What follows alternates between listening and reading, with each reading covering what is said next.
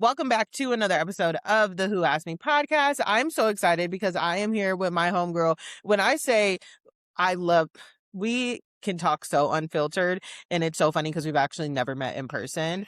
It's And insane. I say this all the time. If you listened before, she is actually the first person I ever told I was unhappy in my marriage. And it felt like a weight lifted off my shoulders because I was like, I don't want to do this. And she also famously told me very seriously, Giselle, men must work. When I told her my ex-husband was not working. It is a fly chai. I will never forget that voice note because it literally all fell out. And you sent me one back and you go, Giselle, men must go to work. They have to. They have to. Okay. They have all that stay-at-home dad, all that. Nope. Like he can do that, but when the kids go to sleep, he gotta figure out a job. Which is why you were Kyle Cook's #1 fan from Jump, because you always Period.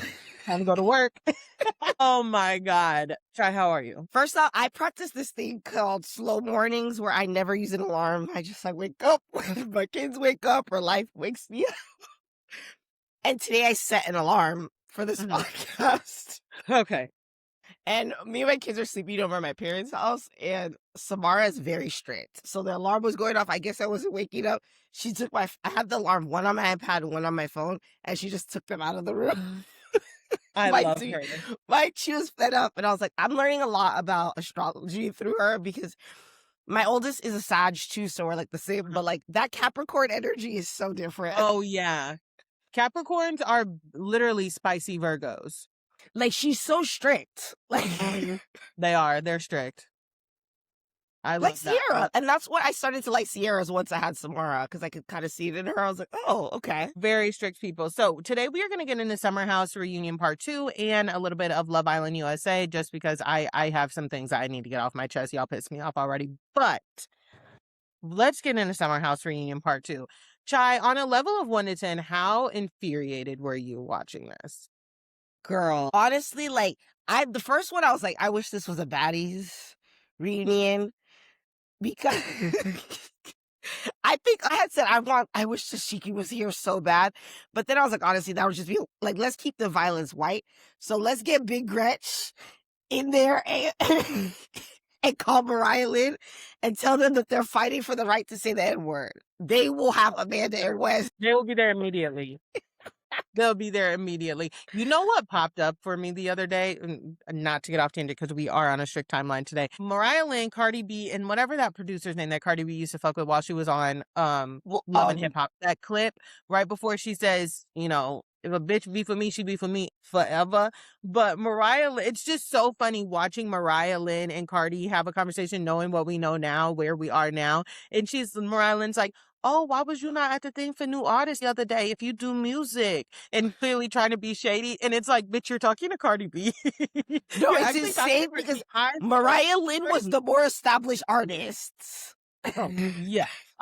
Cardi B is my favorite story. Every time I see clips from Love and Hip Hop, what she is now and what all those people tried to reduce her to and tell her, it is so satisfying. It is delectable. Like that.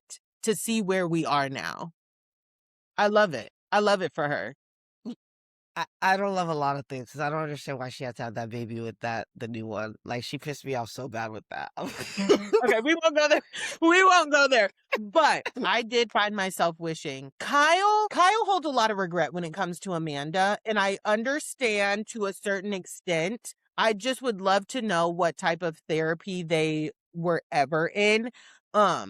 And it's clear that because Kyle is like, is in this like mind frame of, I cannot say anything to Amanda because I treated her so terribly with the cheating and the way I spoke to her all these years on TV. My hands are tied. But when he starts talking to West, you see him start to get so upset. And I said, I want Kyle to get up and snatch West up by his collar. Kyle and Carl are not afraid to fight. I miss the old Kyle and Carl because they would have thrown hands. They would have jumped Wes.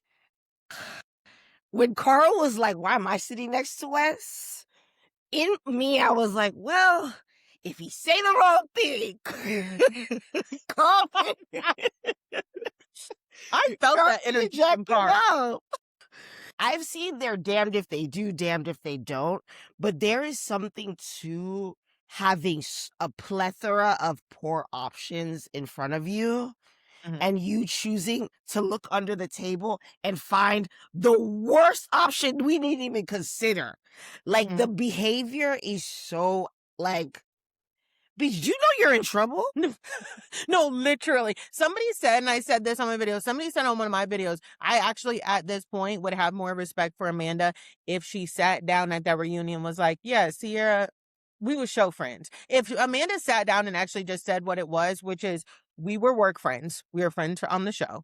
Okay, you're right. I never thought of you like that. And I don't care that I took Wes. I realized I had feelings for him. I weighed out my options and I said, this is worth losing Sierra over. I don't care that I would have more respect for her. And I do think that at this point, because we cannot play victim and villain at the same motherfucking time.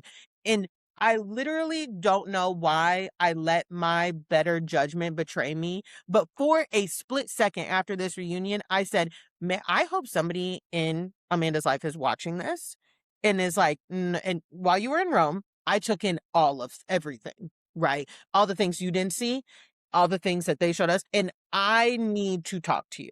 Like I was trying to support you, but I need to talk to you because this is concerning. But then Amanda had people taking photos of her and Katie DeLuca at lunch yesterday and sending them to Demois. And Katie was posting online talking about stripes and a half fun. How enraging. I said, both of you are the same type of stupid fucking bitch. Katie DeLuca. Okay. Not enough people are talking about the way that she showed up in the city with her hair. I don't know if you saw that. I'm gonna pull up the picture. Uh-uh. It has haunted me. And anytime people are like, what does Katie think? I'm like, that bitch came on TV with her hair looking insane. I can't. Have you watched the city? Okay. She walks into like whatever event, and I was like, okay, now I understand. Like this bitch, she can't tell Amanda shit. Like there's a level of like a way that you present Uh-huh. that lets me know. I can't even explain to you what her hair was doing. Like, you need to just see it. But and okay, to the point about Sierra being her show friend, Mhm. I used to think that and like believe like girl, I've seen the criticism of people being like Sierra cared a lot more for these people than they cared for her. Mhm. And to an extent, I did believe that. But after this, Sierra wasn't Amanda's show friend. Amanda just doesn't know how to be a friend. And I think Yeah. in Amanda's mind, her and Sierra, like, she comes in the beginning and she's talking about her and Sierra's friendship. Like, Sierra is my friend. Sierra Yeah. is my Yeah. friend. Yeah. Right? And when they go around and everyone confirms that girl don't have no friends, I'm like, okay, so she doesn't even have like to Yeah. say that Sierra is her show. No, Sierra is her friend. Like, No, this is the yeah, let capacity me to which clarify. she's able to like show friendship. Yeah, let me clarify. I don't think Amanda saw Sierra as a show friend. I think Amanda has a fucked up view on relationships, period, platonic or romantic. And I would love for her to sit on somebody's couch and dig deeper into that because it's very clear what she prioritizes. And I agree with you. I don't think she even differentiates like show friends and real friends, right? But had she just said, you are my friend, my work friend, my Yeah. show friend, I would have more respect for her because she doesn't differentiate that. And Sierra is not crazy because Amanda over and over again has tried to drill it into us that Sierra is one of her best friends. But I'm glad you brought up people's like some criticism of Sierra because I feel like we are at a point where people are acting like any type of criticism of Sierra is, you know, warranted. But for me, especially because when it comes to the interracial, like relationships of it all, again, platonic and romantic. And I think you helped me see this one time because I have said things about Sierra's friendships with some of the white women. Sierra came onto a show where she was the only Black person, and she got the opportunity, and I've said this, y'all know I wanna be on reality TV. If I get the opportunity and it's the right show for me that I think, yes, I will go on it. I don't know if I'm gonna turn it down just because I would be the only Black person. So it feels like the critique of Sierra from certain Black people that want to critique her to me is like, you should have known better. You should have been smarter. All of these things that kind of rob us of not only opportunities, but feelings. Right. And I go back to a place because I did grow up in the suburbs. I grew up in primarily white spaces. I'm like, this is what's around me. Like, this is what's around me. So, what am I supposed to do? Right. I need to learn the lesson, absolutely, and not slide backwards and not do the same thing over and over again. But when it comes to, you know, dating as a Black girl in the suburbs with the other Black boys, I said every single Black boy that I liked and dated growing up literally told me that they wouldn't date me, then turned around and dated a white girl. Like, literally turned around Absolutely. and dated a white girl. It was literally just like me off to the side. And I'll never forget when in high school, when I was like, okay, this white guy likes me. Why don't I try it? It was every night. I was like, why don't I try it? Oh my God. People were like, well, hold on. I said, hold on what? You know what I mean? So what do you have to say to people's critiques of Sierra? So I grew up in the suburbs too, right? Like, Mhm. and I know that dynamic of like, there were times like in those situations, like you mentioned, I just went with the damn white boy because there's a pain of being rejected by your own Yeah. that's different. Like, especially because I'm like, I will never, this one boy, like, till now, it still registers in my head because it was so arresting in my face, right? And it'll be like, you're cute or whatever, but I just cannot be with the Black girl. And I still see him now because first off, they all come back around. Once they get No, their 100%. racial self-esteem, like they realize maybe I was the baddest in your city. Like you weren't ever even gonna get anything close. Like you hung up Literally. on the rejection you gave me in middle school because you now in reality, like That part. you were That never part. gonna get anything better. You will never, ever. Okay. But we know that. But I also feel like we forget that, like, this is a job. And this is also a critique that, like, I was talking to Kara about this the other day, where I don't like this idea that, like, anytime people want to protect Black people's mental health or Black Mhm. people, it requires less visibility and you want less money for them and less Thank you. opportunities, right? Thank you. We're now talking about KJ and Yep. people, well, I just don't think he's right for the show. Then he should get off the show, right? Because to protect his mental health. But when it's protecting Amanda's mental health, for the first time ever this year, I found out that a white woman's right to brand deals is an inalienable right that she must have, right? What we're critiquing behavior that she did. Mhm. And people are like, well, what do you want her to do? She has to live. She needs to work. This is her job. So you understand it's a job when it comes to Amanda. Mhm. But now for KJ, you want him to pack it up and go back to Kansas. Mhm. Like a lot of the critiques and like this protection around Black people starts to sound like just go back to Africa. No, no, 100% agree. Because 100%. what are we talking about when we're saying like, okay, Sierra, she decided to go on this all white cast. I'm like, you're sitting at a job right now with all white people. What does corporate Hello? America look like? What are you guys Hello? talking about? We understand that like you got to get along when you're at a job. Mhm. There's only so many opportunities. People be like, give her a spin-off. Let's put the Summer House one so y'all can now watch it. Yeah, literally. Like, let's Literally. be realistic. Like, it pisses me off to no end. Like this idea of like, she got a great opportunity. Like we know Sierra because she came 100%. on this white show. Had she been cast on Martha's Vineyard, we wouldn't know.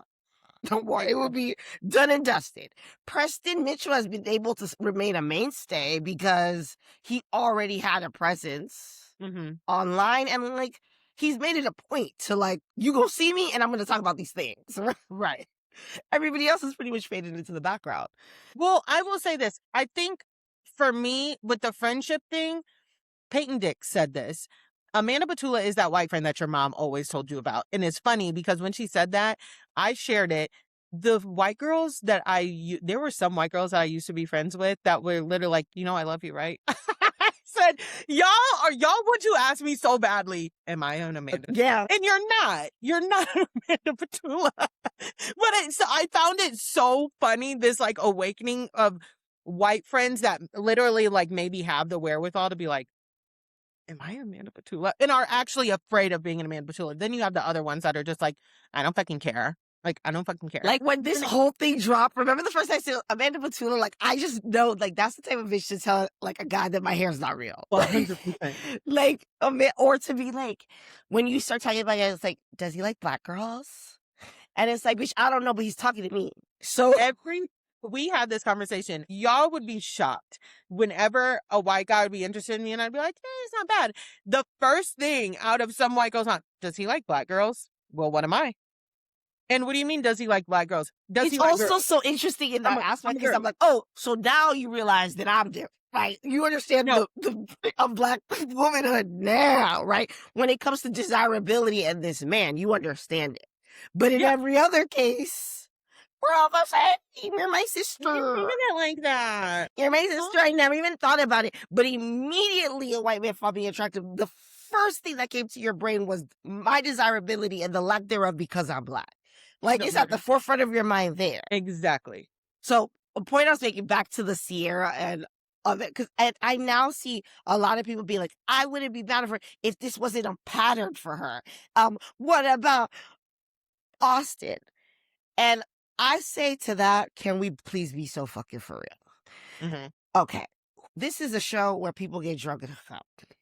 Yeah. Okay. I'm going to tell you another thing. I don't really care to go on like girls' trips, vacations. I like to keep them short because I get on vacation, like I have to bring my dick with me because it's just part of the getting drunk and having fun experience. Yeah. That's just part of it. Yeah. So she's gonna be like, do you know what I mean? Like, she's in this environment with these people. She's gonna hook up like with someone. Yeah. What do you want from her? And the part that like we're talking about Austin from years ago, and then okay, Luke, right? This idea that we know who Sierra is because we watch her for 5 weeks out of every summer, right? At a job. And then people are like, well, I went on her, I've had people are like, I went on her Instagram, I scroll and I barely see any black people. I'm like, then I'm going to remind everyone how Sierra came on the show and how Sierra moved to New York, right? Sierra was a travel nurse during COVID. So she moves to New York during COVID. What's happening during COVID? Are people making friends? No, we're locked in. Not only are we locked in, she's a nurse. So she's now having to do heightened quarantine.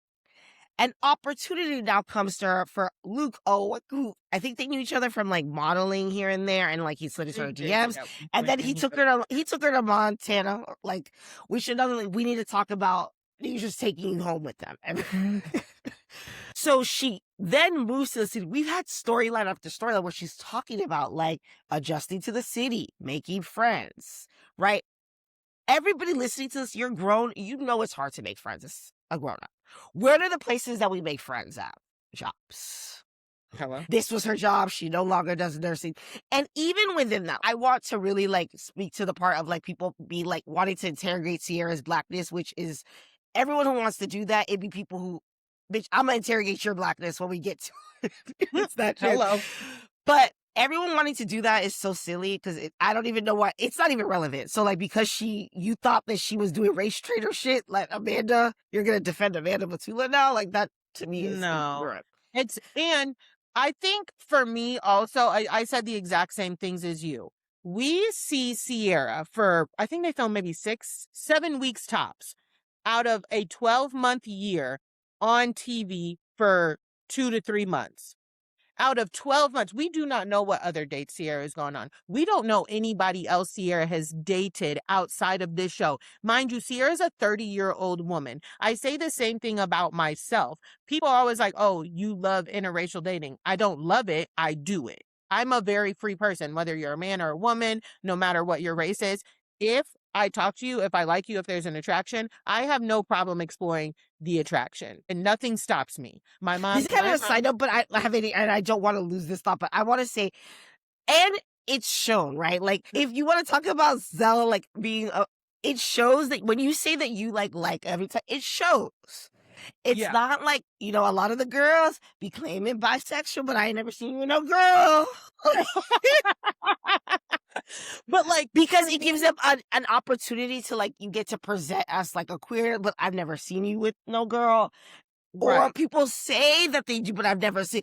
I will speak to like you as a person and who I know you to be. Like, you don't even need to defend yourself on that. Is all I need. Right. But I think for me, like my mom literally grew up and she told me, because again, back to being like a kid, the rejection that I felt from Black men. And my mom, she told me, she was like, well, don't put yourself in a box. Like, because I remember coming home and being like, this white guy kind of likes me. And like, I don't know. And my mom was like, what are we talking about? Like, she didn't make it a big deal. She was just like, I'm not sure what you're talking about. And I was like, should I date him? She was like, you should date whoever you want. She was like, you should date whoever you want. If you're attracted, you should explore it. Just make sure, obviously, like the respect is there and blah, blah, blah. But we don't know who Sierra has. I saw a podcast clip where she talks about her ex-boyfriend when she was graduating college. And I was like, I don't know what he looks like. And I'm not assuming that she gave no indicator of if he was Black or white or anything like that. But because you see, and same thing with me. Yes, I married a white man because I married the white man. And then now my girlfriend is white. People are like, oh, you love interracial dating. The person I dated before the white man was a Jamaican. Like, and the person before that. And sometimes you date a Jamaican, you got to go all the way to the opposite because they going to take you through. He tried to kill me. He tried to kill me. Okay, now I will tell you this. I ain't dating no Jamaican no more. I am so sorry. No tea, no shade. I have a Jamaican coworker and I was talking to her about this. She was like, I understand. She looked at me, she said, I understand. On the other day on my like thing, a video popped up and it was like this Black American woman like trying to coach women on how to date Nigerian men. And I'm like, leave Nigerian men for Nigerian women. Okay. It's that there's a steep learning curve there. And literally before you have them turning you helter skelter, just leave them alone. Okay? We know how to deal with our own. Okay. No, especially because I'm like all the things that like I know that are gonna that appeal to the about Nigerian men. So like I know why they appeal and I understand it, right? It's because like first off, Nigerian, we are the heart. Like they've been in boot camp. My husband always says like, yo, like I dated a Nigerian woman. Like it's my bar for hurting my feelings or what, like it is a rigorous testing ground. And that's why when you meet Nigerian man in the club the first night and you're a little nice to him, he's leaving you voice notes telling you he wants to marry you because they're not used to that. And then you're also on the other end, he's buying you things and you're not used to like a guy buying you a Gucci purse after a week of knowing you. But that's standard Nigerian toasting behavior. Like that's just how you date. Okay. I'm dead. That is hilarious. But again, I just say we really have not seen a good portion of Sierra's relationships, right? Austin, it was a fling, and then a lot of it went down off camera. And we need to talk about Amanda Batula's responsibility in that relationship, how she pushed that. Hello. We don't even have enough time to get there. But if you know, you know. If you watched Winter House when Austin and Sierra met into the Summer House, then you fucking understand. I go back to look at Kyle's Kyle was like, I don't really see that, but okay. I'm not happy that we're here because of the hurt and because of the lack of care from West and Amanda, but I feel so validated when it comes to Amanda Batula. But while I feel validated, I am still shocked at her as a person because I'm like, wow, you really truly believe this. Like you're that deep into it. And I think there's something interesting to earlier you were saying that like I hear everyone be like, oh, like Kyle feels this way because he feels guilty for it. I don't know that Kyle necessarily feels guilty. More so feels like responsible for her in one sense, right? Yeah. And also like this idea of, which it has always pissed me off about the relationship, is him harboring guilt because you cheated prior to them being in the. Let's not talk about what happened after the marriage, okay? Because I'm going to get to that. Right? Maybe your listeners are going to be pissed off at me when they talk about therapy and they're talking about all Kyle's problems are within the marriage and mine are all before the marriage. At that point, Amanda, all your credibility is lost to me. I agree. I dated my husband for years before, whatever. We've been married for 8 years. Please don't speak to me about nothing I did before the marriage. Like, what are we even talking about? Mhm. And the fact that it's like, okay, you still married him, and then decided to perpetually punish him Yep. is ridiculous. I agree with you 100%. When she said that about therapy, and it didn't take a therapist to know. I could have told you that. I don't, Amanda, you married him after he cheated on you, and not after he cheated on you. It was that I still am in shock. That finale of Summer House, I remember watching that being like, they're really engaged.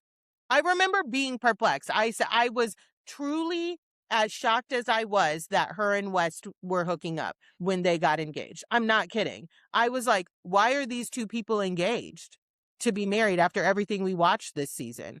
And then when they actually got married, I said, oh. And my thing is this idea that she's this perpetual victim, and like Mhm. even like we talk about Kyle was a bad wife, Kyle was a bad wife, Kyle was a bad husband, Kyle was a bad husband, and I'm like, Amanda Batula, you will never know the convictions of a wife. Okay, she from jump has never been a good wife. Like, let's really like, there's this thing where we remove all agency from women, and a lot of times like I don't ever really push back too hard on when women have the instinct, because if you haven't done the reading, right, and you have the instinct to want to just naturally like protect women, it's not a bad instinct per se. Mhm. Women sometimes are wrong. They are the Yeah. wrong person in situations, but like I don't feel like it's particularly useful to like push back Yeah. too hard on it, because I like that you have that instinct. Okay, that Yeah. just, if it, when in doubt, side with the woman.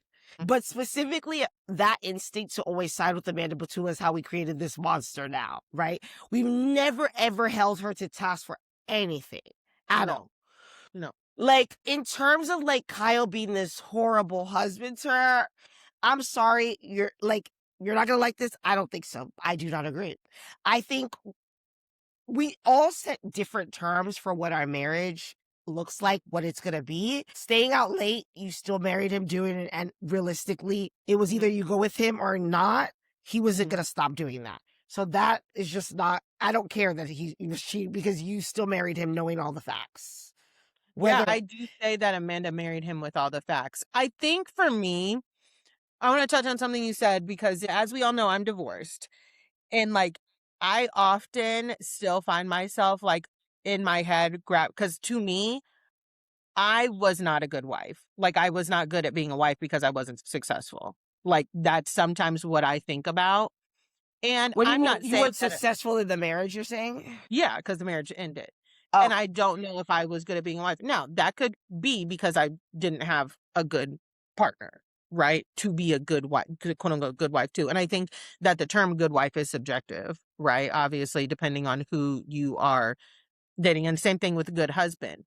so I think Amanda and Kyle's relationship is a masterclass of incompatibility. I'm not kidding. I want their relationship, a highlight reel of their relationship from start to finish, shown to young people when their brains are developing about marrying the wrong person and being in the wrong relationship and thinking that you have to stay in it for both, on both ends, for people on like a Kyle's end and people on Amanda's end. Remember when Kyle found out his mama had been cheating on his daddy?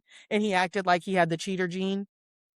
And it was like, I, I laughed so hard because I was like, he's like, it makes so much sense now that my mom was cheating on my dad. I'm a cheater. Like, I was like, Kyle, shut the fuck up. Okay. okay, but But can I also say that's one of the things I liked about him, is because I really like Kyle and his mom's relationship, and I like that, like, somebody's mom be giving like very real. I Like, just, I wish I could see her when she was young. I really do. oh, I would love to. But at the same time, I feel the same way for Amanda. At one point, Amanda's dad said, like, she's just like her mom. And I said, let's expand on that. What do you mean by that? What do you mean by that? That's because Dumb and stupid. DNS. I find that to be a crazy, crazy sentence. But I also, for the lack of time, on like when speaking about marriage, want to move into them both saying that they had not been intimate in, for lack of, what did they call it? Lack of needs being met. Had been not been met for 4 years. I said you guys have been married for 4 years. In the point of like being a good wife, like, it's subjective. So I'm gonna go off of like, Amanda has never been honest, and this is where I'm gonna Mhm. again, I'm gonna free Kyle because I like Kyle, so that's just what it is. But I'm going to free him in the sense of like, Amanda Batu has never been honest about who she is, what she wants, what's happening in front of her, any situation. You can go back to every conversation she has ever had with Kyle, right? While I say she has always operated with all the facts, he never has, right? Okay. Every conversation comes back to, well, I can't clean up the house because you cheated. I can't work because you cheated. I can't because you cheated. I'm rude to you because you cheated. I can't be supportive of you because you cheated. I can't, like, there's never been a space where like Amanda Batu has ever been like, I'm working on this about myself. Right? True. And she has never been, even down to like that last conversation where she said, like, I came into this, I was really trying to work on things with you. But you said fuck you to me, and now we're gonna have to separate at the end of this. There's always a thing where she creates situations so he does something so she can say that that's why. There's never been a time where she takes agency over any of her own choices and decisions. Yeah, she does. She does do that. And while still, and this is where I'm gonna push back on people being like, Kyle is a bad, I will argue that Kyle has been the best husband to Amanda, and I don't give a fuck. The best. Let me hold on. To her. Not for other people, but to her. And this is where I push back. And maybe it's because I'm Nigerian. Maybe it's because I'm married to a Scorpio. Right? Calling someone a dumbass bitch and saying fuck you to your wife, baby, I'm so sorry. That don't move me. When you are being a dumbass bitch and you are doing dumbass, like, that doesn't move me. Okay? When you're being stupid, we call each other stupid.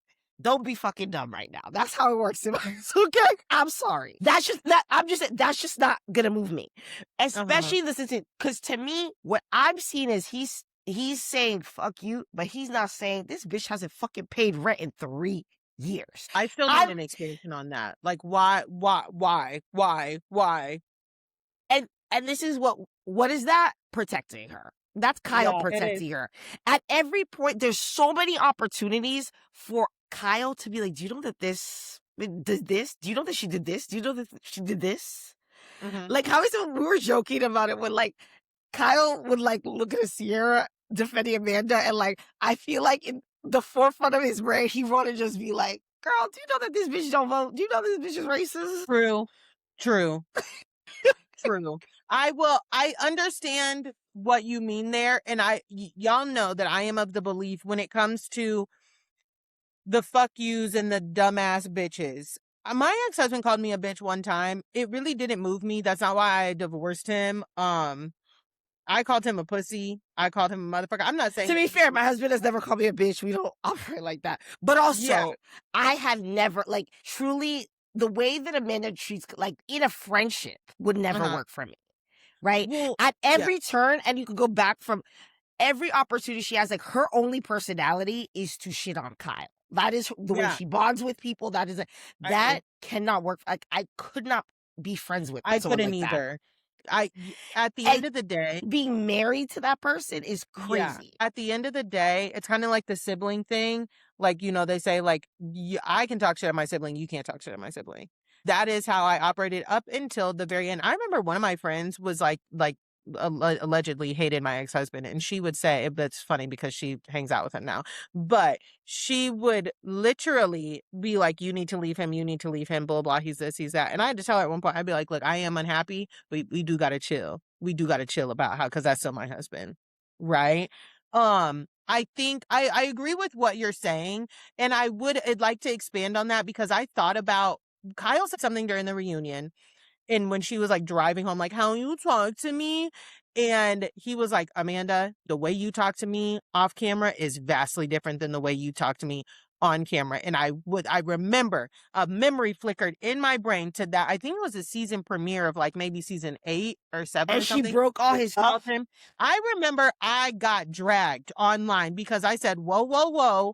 I said, he does need to answer the phone. He does need to answer the fucking phone. I said, breaking all this shit and putting this shit outside is crazy. I don't think people realize that I had a friend whose boyfriend was violent. Actually, I've had a couple friends, Can unfortunately. I tell you that is deeply abusive behavior. It That is. is abuse. People don't understand that. And I'm sorry, anybody rolling their eyes, unless you've like really been in that situation, experience it, he would break, like, she would like, obviously she like loved makeup and stuff. He would get mad at her and he would take out, like, he would go get a makeup palette or whatever and be yelling at her and like smash it in front of her face and be like, you love this so much, and like break her shit. That shit is not okay. And I said, whoa, I can relate. I can say that Kyle should have answered the fucking phone and he should have came home. I said, her breaking all this shit is insane. And then I think about when Luke didn't pay her any fucking attention that one day, that when the guys and girls separated, and she flips out and goes, they have that stupid Loverboy tower. Is that tower of can stupid? Yes, absolutely. It's still, it's not yours to break. And she like smashes it in a violent rage. I said, do Amanda be violent? The thing is, do Amanda be violent? so, and the question about that is, it doesn't even matter whether that is violence. It is. And I'm saying that as someone who, like, okay, I have a 5-year-old and I have a 2-year-old. Mhm. Right. And even in like, there's so many things about Amanda Batula that is like, I think back to like the way that I raised my children.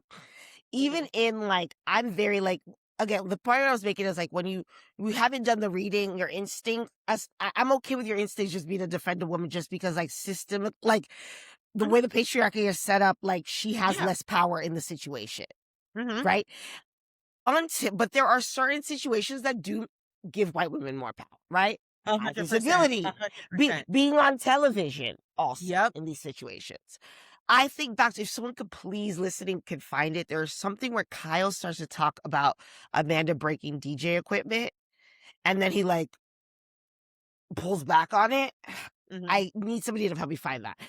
And then I'm like, well, we've seen her break his stuff, right? Those are the things that Amanda does, that it's like, if I now have done something to piss you off, first off, we make a thing, you tell me you're going to go somewhere with me, right? Mhm. And then you don't show up. Kyle's a Leo, and I'm always talking about why I know people have had their things with Lindsay Hubbard. I've always liked, because Lindsay Hubbard just like reminds me of my mom. Like, and in the same aspect, like Kyle does too. So I understand, like, they are very easy people to satisfy. It's like very easy. You're gonna do what you, and loyalty. Yeah, it's Like, a fire sign thing. I'm the so same way. same way. I'm a Sagittarius. Yeah, you're same right, way. yeah. So Yeah. there's things about the way that Amanda, like the way she talks when they're in groups, the way that she purposely makes him lonely. I don't give a fuck what I'm seeing it. You're at a table, and the minute everyone's around, you see when he's in the apartment, and anytime he wants to talk to her about anything, just the two of them, she's deflecting doubts in the city. He's talking to her about, he's trying to understand what the parameters for the separation are, what's going on. And she's like, I need to pack sneakers in case I need to run away from you, right? Changes the tone with the dig. We see at the reunion, right? Every opportunity, there is like him showing her love. There's compassion. There's this like, protectiveness. The minute Amanda, we get to a part, Amanda, bitch, you are in trouble. And this is where I was just like, if her parents want to save her, release her fucking IEP. Let us know this bitch is slow. She wore a helmet till she was 11, and I can understand what's going on. Because the fact that you don't even understand, like, she wanted to get mad at Lindsay and Carl for doing that, bitch. Do you know you weren't in trouble? No, literally. You've been a very, very bad girl. When the way I see her kind of is like, what's that movie, The Bad Seed? Because I do recall what you're talking about him mentioning her breaking DJ equipment. I'm like, I just feel like I could see her, which, mind you, my girlfriend's a DJ. I don't fucking touch that shit. Because I you know do it's not touch that shit. expensive. I know it's expensive. We ain't got no motherfucking money to fix it. And it scares me.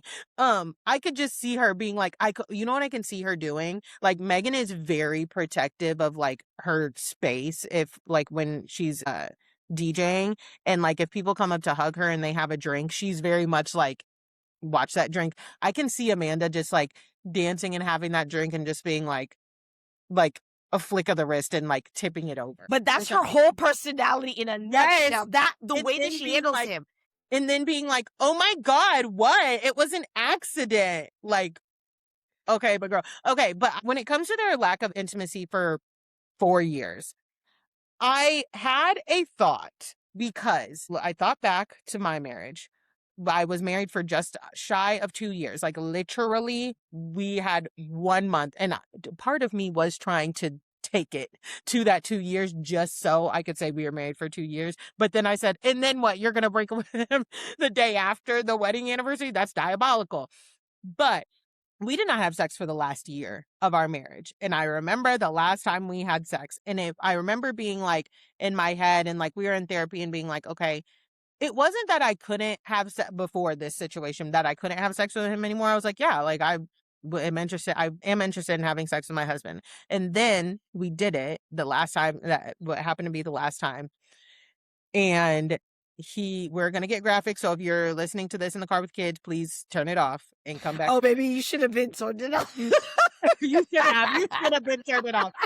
But he had sex. He pulled out. No condom. Obviously, we were married, y'all. Come on. And he, finished on me. He gets up and he goes to the bathroom, and I'm thinking like he's going to get me something to clean up with. And he comes back and he lays down, and I said, you forget something? And he goes, no. I said, you're not going to get me anything to clean this up with? And he goes, go get it yourself. Oh, wow. Yeah. In that moment, not to sound like Monique, I didn't say you will never enter me again. I literally said, oh, bitch, you have to be fucking kidding me, because I didn't even come. Like, you've got to be fucking kidding me. I didn't like even this was for you. This was your experience. I said, I'm not going to keep trying to save this. And you can't. But that is a lack of home training. And I know you already told me his mama sucked too. They raised some bullshit over there. That is a lack of home training. And then, so I'm not going to sit here and go off on you with like fucking cum in my belly button. So I got up and cleaned myself up. And then I came back and I told him, I said, that's fucking rude. I said, do you not understand how fucking rude that is? He was like, oh, what, you learned that don't call her daddy? I said, I don't listen to call her daddy. I said, it's common sense. I said, I was just lucky enough to give you what I just gave you, and you can't get me a rag. Mind you, you already got up and went to the fucking bathroom. You were already in the place to get what I needed, and you didn't do it. And I literally was like, I will never open my legs for him again. Ever. When that happened, I knew in my mind, I said, this is done. I don't ever want to have sex with this person again. I don't feel good with this person. I don't feel safe with this person. However, I wish that we had time to expand on their lack of intimacy, because some people took it as like, I think, how did Kyle phrase it? Needs not being met, essentially. Uh-huh. I'm like, what needs? What was not happening? Now, somebody also pointed out, and I know, like, I can relate to this, that Amanda was talking about, like, how she was on a couple antidepressants, and it did take her a while to like get her dosage right and figure out which one worked best for her. And this is probably the only time that I will say something that is kind of close to being able to relate to Amanda. Lexapro fucked my libido up bad. Like bad. I'm still trying to get it back to where what feels normal to me. Right. But for me, who was a very sexual person before I ever got on SSRIs, it's like the best way I could explain it, I was like, my brain, like I want to have sex. Like I want to have sex. But then it feels like I feel like I'm getting horny, and then something comes in and is like, not on my watch. Right. Like, okay. And then like me, I'm like, okay. And then so like now it's getting better now. But it's still not where it was. And I'm like, bitch. So I'm like, okay, bitch, like, I guess I can see where she was just like, whatever. But also, speaking as somebody, the first time I had sex after I got out of my marriage, that was like a fucking fire hydrant. I felt like, like in the movies where the like montages where like older women or newly freed women are like, that was me. I was like, I mean, I kept it cute, but do you think that that's Amanda right now? Huh? Do you think that that's Amanda? Like, well, you said a lot of things. So I want to that part. Yeah. I can sympathize. I understand that. Like, truly, I am in the weird space because I had to quit my beloved Prozac. And like when I say beloved Prozac. It's the only thing that I never had any of the sexual side effects. I didn't gain Mhm. any weight. I didn't have, like, Okay. and the fact that I have to quit that, and now I'm like, oh, I went cold turkey, but girl, I cry all the time now, so I'm like, I need to be on something. But You quit Prozac cold turkey? no, I weaned off of it. Oh, I thought you said cold turkey. I was like, you shouldn't do that. No. So I weaned off of it, and I weaned off of it for a while too. So that's why it's Mhm. weird that like I thought that I had things under control. Like the other night, we went to my cousin at a fashion show, getting dressed for it. I could not stop crying, messing up my makeup. It was like could not stop crying. Yeah. And I was like, I have to get back on something, but I don't want to gain weight, and No, I don't want literally. to have those sexual issues. So I get that for her, but she did say she was on Prozac. She okay, I was Also, looking. Lexapro, look, I'm so sorry. Did I like being on Lexapro, like, for my mind? Yes. What it has done to my body, I'm so fucking livid. Like, I am fucking livid. I'm so sorry. Like, if you guys have read my Substack, you guys know that I got off Lexapro. I weaned off it. I'm off of it now for vain reasons. Absolutely, because of how I look and my sex drive. And I know I have no problem in that. But like how I look, like my weight gain, I have lost like probably like 10, 15 pounds. I am so mad. so you know that like was Kanye's gripe. That's that's what he says. That's how he started getting the lipos and first off, like you can't be nowhere near the Kardashians. Like you get plastic surgery by osmosis when you're on there. Like it's just you be around them and you just start getting shit done. But it was the Lexapro was made him fat, he says. No, try. I was looking at old pictures of me. Like, I think my thing also is like the shape that it gave me because my weight has fluctuated before. Like, it definitely has. Like, you know, the shape in which the weight gain happened And and also, I'll gave say is when you get into your 30s and you start gaining weight, like shit will happen where it's like, how did I gain weight and my booty got flat? Like, what the fuck does no, that? I looked at a fucking Like, how picture. does that happen? I have always had a very nice, high, round ass, and I work out. I said, when did my butt start taking that shape? All of a sudden, you got a square booty. How am I fatter with less booty? Like, this is not making sense. Oh, But you know, aging, and I truly do like. There are things like Amanda has gotten really, really skinny in a way that is very concerning. Like when you look in the city, they first off tends to those editors my God, they need an Emmy. when And I they went don't flat, say that often. right? But there I was don't say something that about often. the way, like when it started flash glitching and it was like going back Yes. and forth between. I screamed out loud. Like I don't know why that was so exhilarating for me. Like, I know they had to have been in the studio, been like, watch this shit. like whoever did, they were like, you did your big one. They were.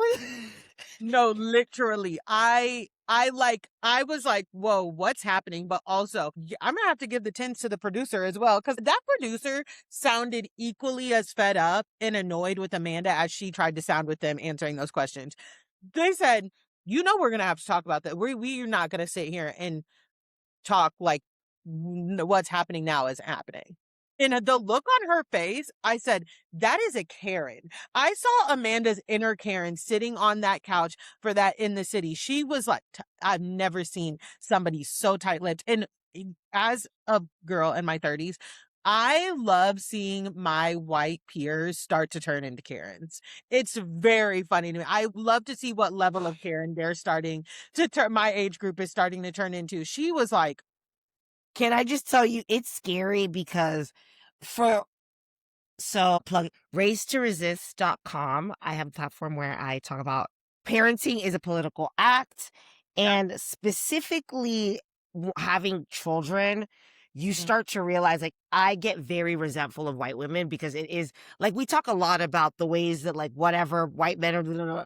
But at the end of the day, like when it comes to like raising black children, the real op is white women. It just Mhm. is what it is. Like they put children in danger. They're the teachers. They're the ones at the playground. There is a way in which like accountability, they start shaking and they get scared. And it's watching Amanda. try to twist herself into circles to make herself still the Yeah. victim in that. That is reminiscent of when I call out a white lady on the playground for things, because Mhm. I'm very direct, and it's also become like, I don't have shit to lose. You can't do nothing to me, so I'm gonna make you feel uncomfortable. Yeah. But when I call out thing, like on playgrounds, like I carry around these like the stock grippy socks always Mhm. with me, because the grippy socks to prison pipeline for black boys is like, they start off with that protection thing where they're like, he Yeah. doesn't have the right socks on. Right. And that becomes like, and now you're like watching, but you're not paying attention to everybody, all the other kids' socks. But like, you find a black child and then they get their rocks off by policing black children in this way. Uh-huh. Yeah. And I'll call it out, like, why do you keep worried about what he's doing? Here, I got the socks. He has them now. Then she's still finding ways, because they will always need to find a reason why, like, Mhm. what they did wasn't wrong. Yeah, obviously I don't have kids. It's so interesting the messages that I get in seeing some white women like actually consciously want to be like look for signs and like be in the white women that are mothers in raising black children.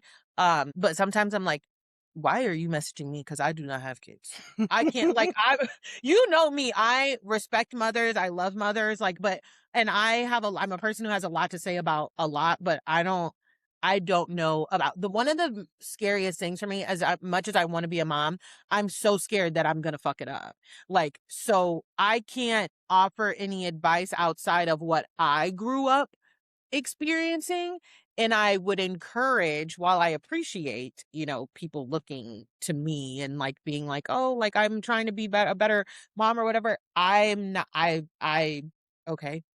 I don't have any advice, I don't have anything to like add to that conversation because I know nothing about raising kids, right? I have opinions on certain things that I keep within my group chats with my black mom friends and I ask my mom friends all the time, like, hey, so what about XYZ? Like, what about this? Like, I've talked to you about stuff Yeah. before.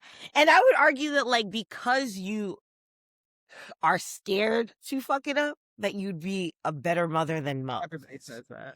Right? Like, it.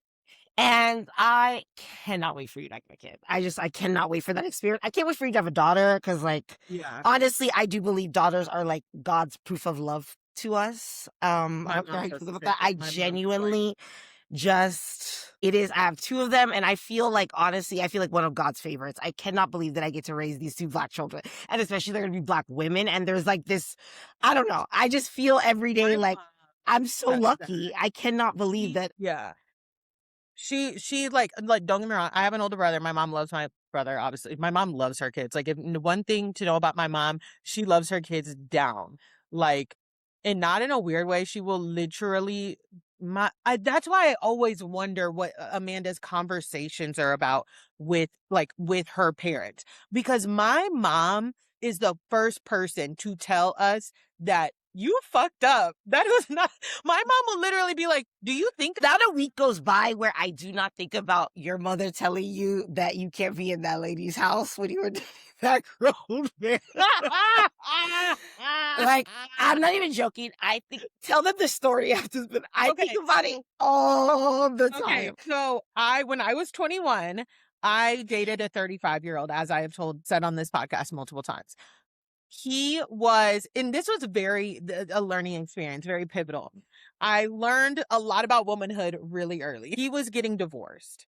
And so what they were doing is, which I guess a lot of like people with kids getting divorced now, their shared common space was their marital home. They were taking their time. Oh, he was a trendsetter then, because that's like a very new age concept. Yes. Yes. So they did not want to take the children out of the home. So when it was his time with the kids, he would go stay in the house. When it was her time with the kids, she would go stay in the house. So I had my own apartment, and I don't really know why, who, what, where, when, why, but he was like, oh, why don't you come over to the house? It's my time with the kids, blah, blah, blah. And I told my mom, like, oh, he wants me to come over to his house. And my mom goes, you cannot be in that lady house. And I was like, no, no, no, like it's your shared space. So pretty much my mom goes, no, Giselle. And she already was having like a hard time with me dating this 35-year-old. Cause duh. She was like, because he was still married. He was not like they were separated. I will say this, they were not taking their time. They were actively because she cheated on him. And he was, that's a whole different story. But my mom was like, Giselle, you cannot be in that lady house. That is that lady's house. If he wants you to come over, he will get a space that was not shared with his ex-wife. And I totally get it. I totally get it now. Like the thing is, it's like it makes I get it. sense, and it always has made sense. But there's something about what you were saying. What were we? I think it was Married to Medicine. Yeah, with Sweet Tea. Sweet Tea. Yeah, I think that's how that first came up for us, and it's like, yeah, like, but there is a way, and there is a way that talking to, I'll just say it, like, Amanda, one of the things that pisses me off the most is you get to see the way Sierra and Mia pour into Amanda. Mhm. And there is a gift, right? In a friendship. Like, I will always, like, you may not like it or not, but like, my gift in a friendship is that I'm going to be honest with you. Like, Yep, that's, same. and you can trust that I will never let you look stupid. Mhm. I would have already, you know how I feel about it, and I'm going to tell it to you, right? Mhm. There is such a gift in that. And like the way that like I appreciated like Sierra that be like, girl, like if this was Mia, I would have been packed it up. Yeah. Like we are treating you like a baby. You're getting, and this is like before the scandal. You know what I mean? Yeah. Acknowledging that like Amanda, like we're having to treat you like a baby. Mhm. And then for her, which is another very manipulative thing that she does, and if I get some time, I'm gonna list out all these things that she does and find the clips. Is her laying in the bed with them and being like, if this were my friend, I would be like, you guys, you can't be going through this. I'm not saying that you guys aren't feeling that or anything, right? Like, still putting the onus on them and the onus on the friends that they aren't doing enough. Yeah. To push you out of this. Like, there is always somebody else whose responsibility it is to do for Amanda. I would love to know what it's like to evade a responsibility like that, because as Black women, we are always taught that. And that's what really goes back to my point with the people's critique of Sierra. We are always taught that we have to be smarter. We have to think 2 steps ahead, 3 steps ahead, hell, of everybody, not just white people, Black men, everybody. We need to be thinking ahead of everybody else, and we need to be figuring out. I literally just had this talk with Megan the other day, and she was like, well, not with Megan. We sat down and had a talk. And she was like, I just feel like you're always thinking so far in the future. And like, You have to. she's like, you have so many plans. Like, if this doesn't work out, then we're going to do this. And if this doesn't work out, then this is what it's going to be next. And this and this. She's like, not only just for you, but for like everything and everybody around you. And I was like, yes. And she was like, I'm just like content and I'm happy. I said, I am content and I am happy, but I do need to keep thinking forward.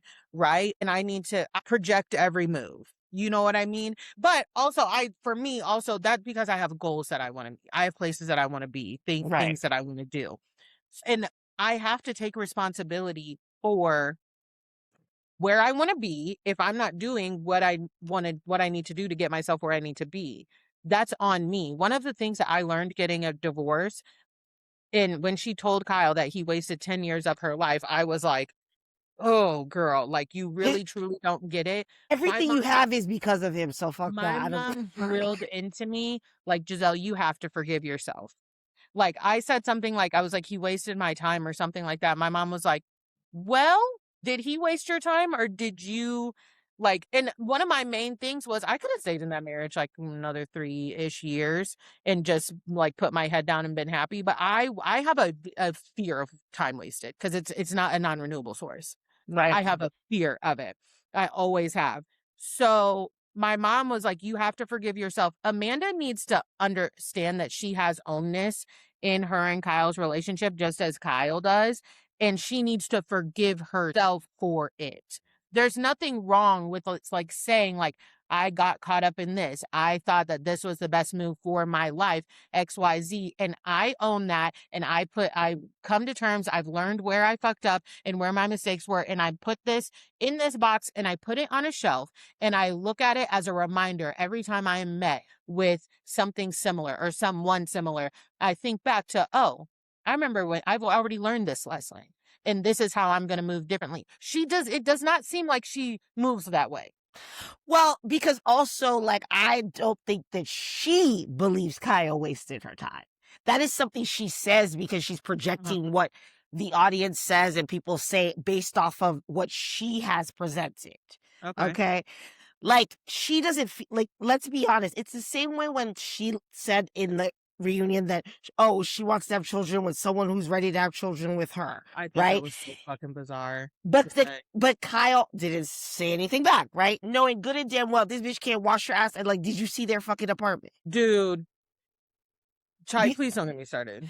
But there are things like and this is the thing that pisses me off so much because she has positioned herself in this perpetual victimhood. Amanda has never had to be accountable for anything in any way. And like, she hasn't had to do anything. She hasn't had to achieve this. And like, you have to now accomplish from A to B. Has never had to do it. And we've seen it. Like the bathing suit line, baby, where is that? Okay, hold on. The bathing suit for big breasts and not a single underwire in sight. Can I interject there? Couple things with that bathing suit line. I said this before we even knew about the scandal. I said, where are the swimsuits? Baby, if I went into the season, no, again, we built different, okay? Every single fucking thing I wore that, like on Summer House, since I got this deal with this company, would be those swimsuits, those cover-ups, everything would be incorporated. I would be wearing a cover-up as a shirt. I would style my entire fucking personality. You would be so sick. You know whose line I have seen in the Summer House more than them damn swimsuits? Boys Lie. Boys Lie also. Boys Lie, the unofficial sponsor of Summer House.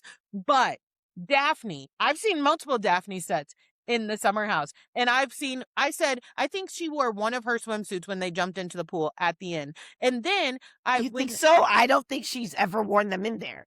Because the one bathing suit, her best bathing suit she wore that she was stunting in is a Nasty Gal one that I also have. And then at the beach, she had the hat matching this. That's also a Nasty Gal swimsuit that I also have. I was like, none of these swimsuits are Amanda Mutumas. Like, what are you doing? Well, also, Amanda, like, reminds me of somebody that I used to be friends with a lot. And her depression levels, their depression levels mirror. And when I saw their apartment and the amount of things, just the sheer amount of things, clothes, everything that Amanda has, and we don't see her wear. And don't get me wrong, I have a problem. Like, shopping brings me joy. Like, literally just getting me a little something. I am out of... Girl, right here. I'm on Nordstrom right now, trying to get a dopamine Literally. Trying to get a dopamine hit. I also understand that I can't, like, I have to have some self-control. I've literally talked about this in therapy, right? Because, like, my mom grew up, me and my mom, in a way, we were just girls together. Because I was my dad left my mom when I was 15. And my mom started this whole new life, like being single, all of these things when I was 15. I literally want to develop like a show about it. We was up in that house, like thinking back and looking back on it. We were like the Black Lorelai and Rory Gilmore, but like it was so much fun. But my mom would come home and have a bad day and she'd be like, let's go get some dinner and just go take a stroll through the mall. I'm very convinced that if she could have, my mom would have been like, do you want a drink? To have a drink, but she would never. You know what I mean? Because like we were girls together. But I don't like the sheer amount of stuff that she has that was in that apartment. I said, oh, you buy things to fulfill some sort, and then just to have things. But you are not like, this is crazy. This is a crazy amount of gluttony. And I'm someone who, when I tell you, like, I am overwhelmed with stuff. Like, I have you don't understand, like, I have a real shopping addiction in the sense that Mhm. like, and it is where me and my brother, I was like talking to my brother's wife about this, where I love shopping, and it's like the older you get, the more money you have. Like, I get scared that I will ruin my children's life behind shopping. Like, I'm being so honest. Like, I part get of, it. and I've like the therapy, part of like a good thing that Prozac helped me with is because it is an OCD thing, right? So, Mhm. and Prozac has helped me with that. So, being off of it, I am like, I don't know how to not buy things endlessly. Like, Yeah. to the point where, like, when I talk about it in the criticism, I'm not even judging in that way because, yeah, same. Right? Mhm. But the problem is that I have to be accountable to people. So you have to find Right. solutions to things. Exactly. Right? Like, girl, I'm at my parents' house. Part of we came over here because I brought 12 shoe boxes over here with us. Because I was like, I gotta get some of this out of my house. Girl, Yeah. I live in a big ass Texas house. Mhm. And we are overflowing with my shopping. Yeah.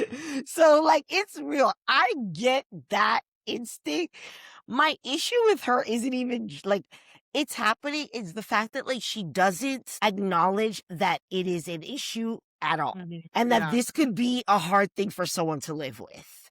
Yeah. Right? Like that is the difference between like you're trying and you're a person where you are just like a bad person. You don't give a fuck, you're inconsiderate. Cause Yeah. I feel shame in that, like, dude, like even bringing it over my, like to my parent, my mom is like, oh, you bring it over your stuff to come clutter up our shit. I'm like, girl, nobody lives here. It's just you and dad. You guys have Yeah. space. But I still feel bad. I'm bringing it out of my house because I was like, dude, my husband doesn't have closet space, and I felt bad that I saw he was like stacking things somewhere, and I was like, shit. Like that is a person who, like, I'm still bad. I'm still doing the things, but you Right. acknowledge that like this could be hard for someone to live with. Kyle comes in. He's like, they show their shower, and it's covered with things. You I almost started to freak out. And then I almost started to freak out at the people online making excuses for her. Like, dude, she's moving. Do you know I'm a former military kid that literally y'all would be shocked at how good I am at moving. With or That without stuff moving. was like that before we were moving.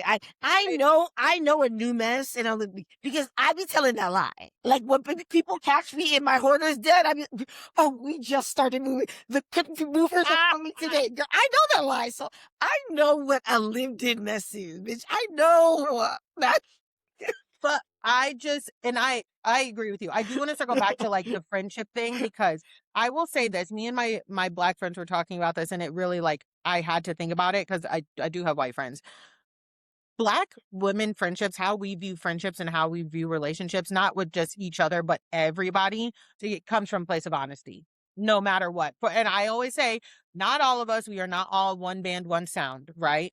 But in our hearts, like true friendship, we view it from a place of I have to be honest with you. I have my best friend Courtney, who is white. I think about our relationship, and I know that to some of my other white friends, it has been shocking how we like talk to each other and stuff because they're like, Courtney and I built our friendship brick by brick to the point where Courtney is probably my only white girlfriend that barrier is not there. She knows what I expect and I know what she expects. And it's nothing but honesty.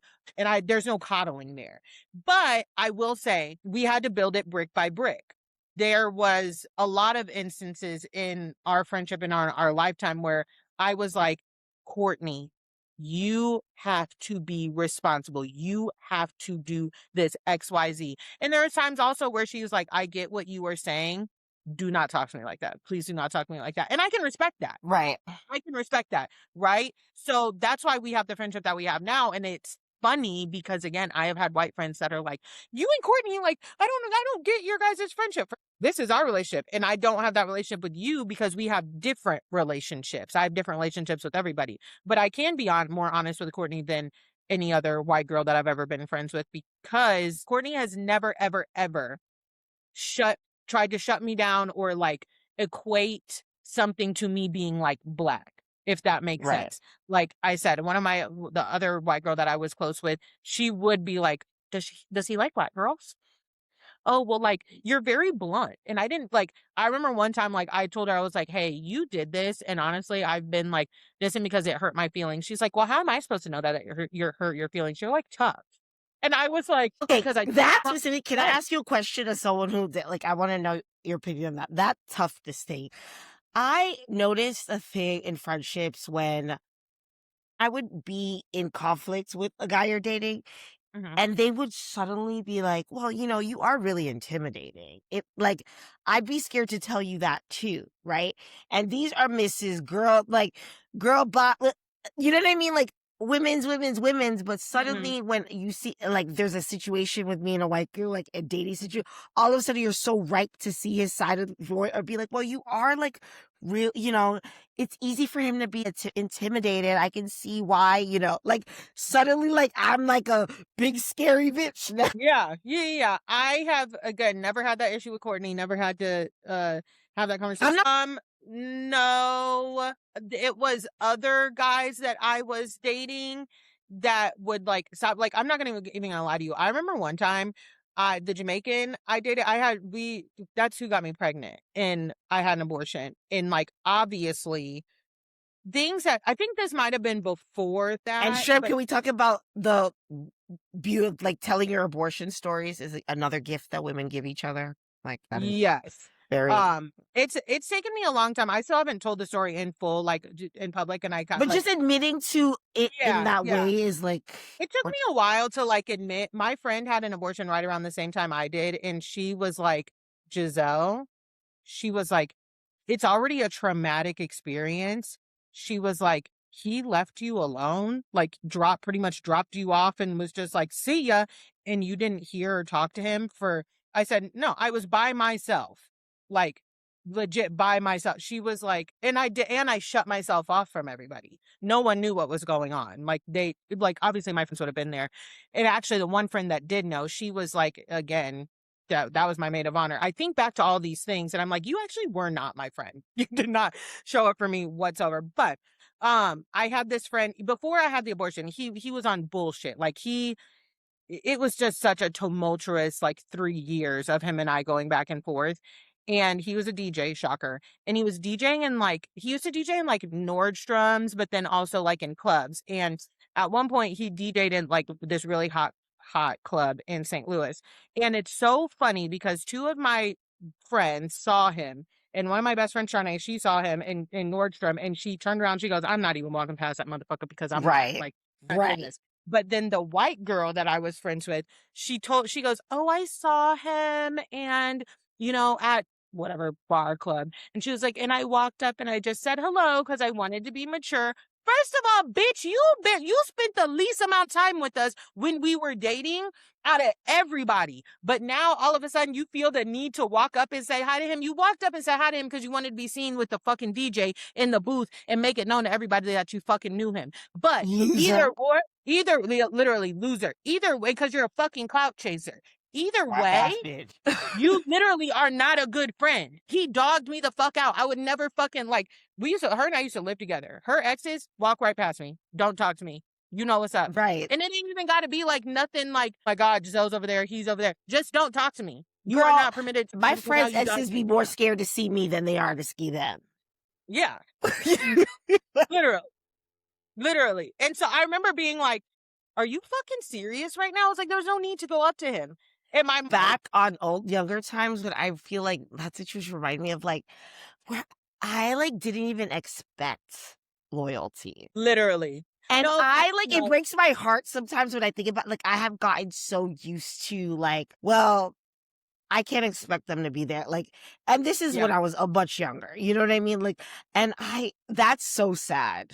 I And tell I you, see a lot of the criticism around Sierra being that, uh, well, she should have known better, she shouldn't yeah, expect, like, and that breaks my heart because it's like, you're giving these to these people, and I'm not supposed to expect anything in return? exactly, Friendship-wise, like, that is exactly. so sad, and, like, as someone I remember having those friends where I'd have people be still hanging out with guys that did me wrong, or and because I was black and they were white or Hispanic, not black, Mhm. I didn't expect loyalty in that way. Can I tell you, it's so funny. We joke in my family how, like, we're like a mini mob because I've always expected loyalty, and it is something that was, like, ingrained in me, from jump, and I think my parents' dynamics of, like, my dad was not a loyal person in any sense of the word, like, not loyal in his marriage. My dad would talk shit about anybody, and I did like, growing up, I did have some of those characteristics of my dad, like, and I think my mom put a bud in it, like, super fucking early, and when I was with my family last weekend, like my mom's side of the family, obviously, we really are like we joke like we're the Sopranos because we expect loyalty and not in a sense of like blind loyalty, like you can't say anything to one another, but you don't go against the family. And that's how we feel about our friends too. Like, and so ever since I was young, that's always how I thought in my mind. And when I didn't get loyalty and I got upset about it, I was just gaslit. I and to be like, "You're so overdramatic, you're so, like," what the kids would call strict nowadays, like, "You're doing too much, blah, blah." No, I'm really not. I'm really and at least not to me. If that's not for you, if that's not how you're gonna operate, that's fine, but there's not gonna be a relationship here, or it's gonna be surface level. You know what I mean? I like, I'm starting to cry, tear up a little bit. my mom took that shit very, very, very fucking seriously. And so I take it seriously when it comes to like my friends or anyone. And I know that like sometimes even online with like our group of like influencers, content creators and stuff, you cannot say nothing about like you, Raven, Kendrick, Kaya, Aaron. I will literally jump in a fucking comment section really quickly without thinking because it's second nature to me. And it really is like that for me. Who are you talking to? Who the fuck are you talking to? Like, I will fucking rage on somebody. And And then, like, people this will be is like, why I "Oh, think it's you wasted crazy energy." that like I'm like, "It's no energy. It's no it's energy." you know what it's innate. Yeah. It's innate, and it's something I have to do. And it's specific to like this is another thing about Amanda, right? Where I don't believe her that like she was going through a hard time in the summer and like because I think that like there are like friendships that are like so tangential that I've had that but because that person showed up for me in a specific hard time, there is like Mhm. a like you were the first person I told I was pregnant with Samara. Yeah. Like like I think of like even like I've never met Cara Berry in person either. Like, Yeah. but one of my people down because in times of need when I like she checked on me so much, she checked on Samara so much. There are things that like and the you go through things that I don't understand how you can claim that like your marriage is breaking. We watched Sierra be there for you, talking about girl, I'll pack your things. You can come stay at my house, and you turn around and do Yeah. that to her. That is crazy. And I don't know, it's making me emotional because there is that sense of like it's hard for me to not be like, is it because she's black? Like where Yeah. you felt entitled to that, like, oh, she's the mammy. That's what she's supposed to do. Yeah. Because Yeah. how do you not feel like it just doesn't make any sense, especially when it's like, girl, you're present recording these confessionals talking about Sierra has been one of my best friends for 6 years, and Mhm. now Wes is like you're saying it like, like Yeah. what do you think? Like you're still doing these things to her, and how the fuck did you think that people were gonna take it when this came out? Like I just don't It understand that. yeah, her reaction to our reaction is what baffles me. And I think my mom's not like a person on the internet because again, since I want to be on reality TV, I think of like all of the things that I might do that could cause like a large reaction from people to like turn on me and what my mother would not be happy with. And I think about, like, what my mom would say to me, like, my mom would be she doesn't do social media, she doesn't understand it, she knows that I'm, like, heavily on it, and she's proud of me and everything, she's like, "It's not for me," right? My mom would literally be like she used to tell me all the time, like, if there was, like, a situation where a group got in trouble, like my group or whatever, or anything, I would be like, "Well, this isn't" my mom literally used to say, "I'm not talking about them. I'm talking about you because you are my child, and you are my responsibility, and you represent me out in the world." My mom would be on my ass so bad. I know y'all think it's crazy because Amanda is 34 and she's a grown ass woman.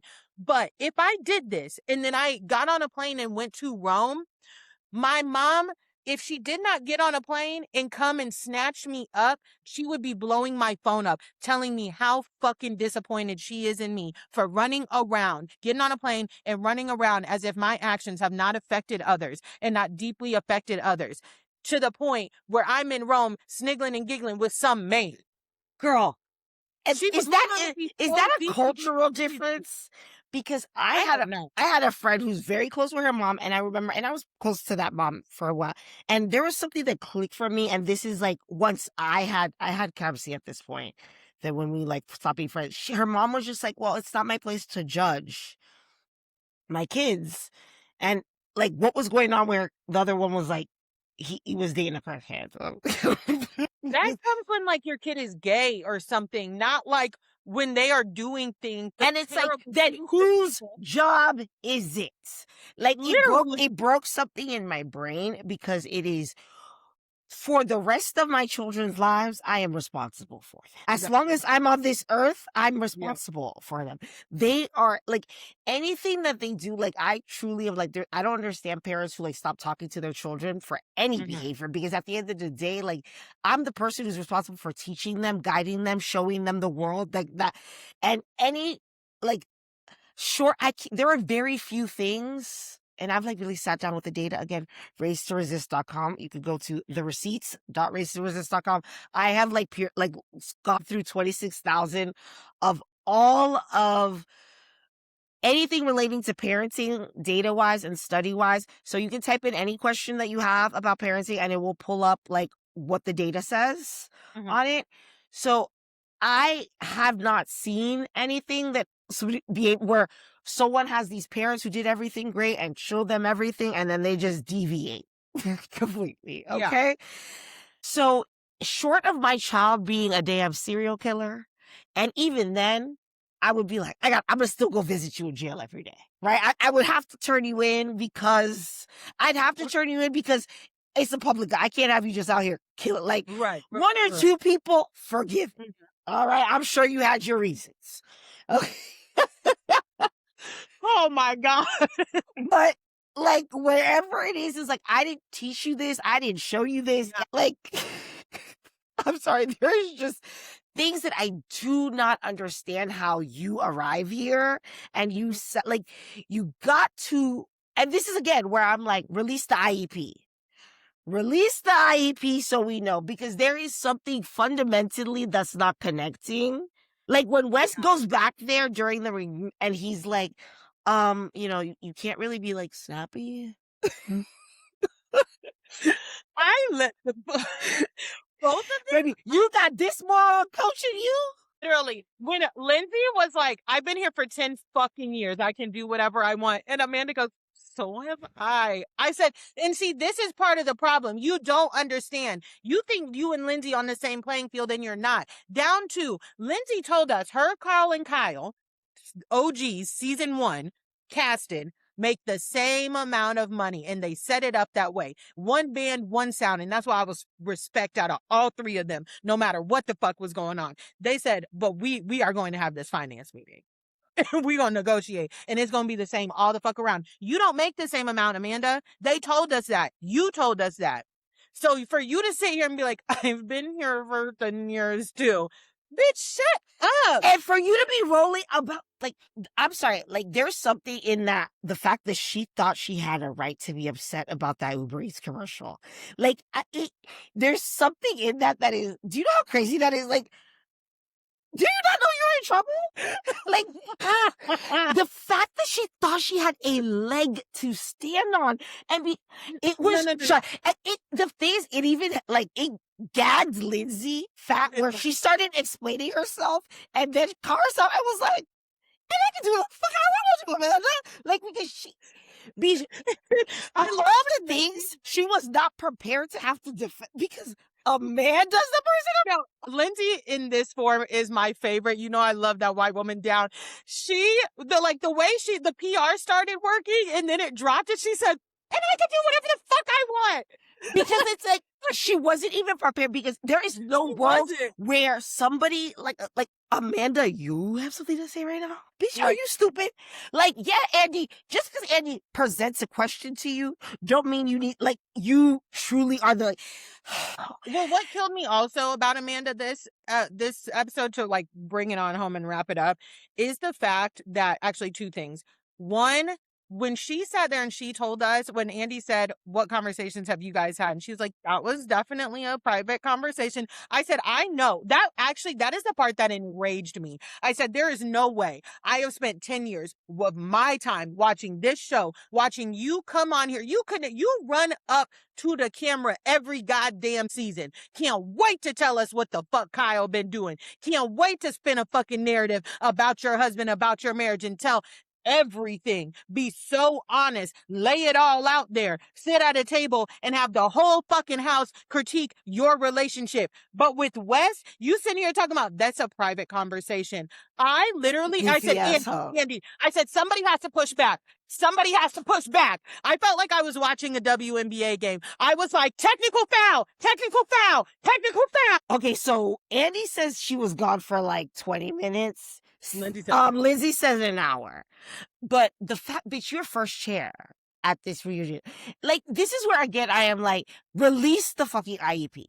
Because I need to know exactly what learning disabilities we're working with here so somebody can use her IEP and we can draw pictures for her, okay? I don't even Creative director, she's better with collages and pictures and symbols. Let's draw it out for her. I'm so serious because we are literally like, I was like, people are talking and there's like, she's not understanding, and we are working with a comprehension issue, like truly working with a comprehension issue for the fact that you cannot read the tone of the room, the set, and you think that you have the power, like you're in a position to be one walking away, leaving for that long, like to that whole thing is like, that's weak shit, whatever. Okay, like her leaving, like I get that part of it. It is when you come back. Well, I get it why she's doing it, because that is just like, she's been a perpetual victim. She's never had to. If she gets any level of heat for any season, right? Mm-hmm. Kyle comes in and speaks for her every single chance she gets.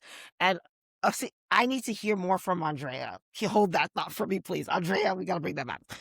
But he will always, for me, it is like the conversations with her and Wes where she doesn't get it. She thinks that, like, I don't understand what she thought she was walking into. And, like, that is, like, a DNS issue. So, like, what did you think was gonna, like, the fact that immediately they're still doing roll call, right? Mm-hmm. And she was already rolling her eyes and snapping back at Ciara. Like, what did you think you were walking into? Well, when Wes said, you know Ciara gets under your skin, what kind of conversations y'all been having? Say what you were going to say about Andrea, then we got to move on to Wes really quick because I got to cook him. Okay. So I want to know, because I feel like Andrea has never really seen it for Amanda. Really? And I want him to talk.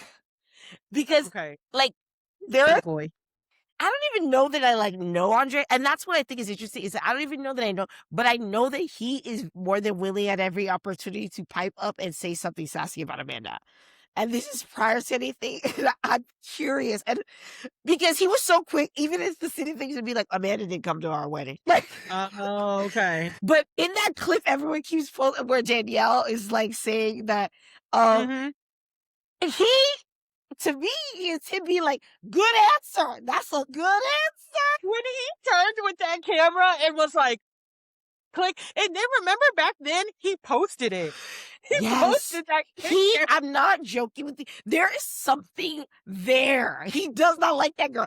Because there's another time in Winter House, I need to remember, if somebody listening can remember, where I know Amanda was crying and I can see him laugh.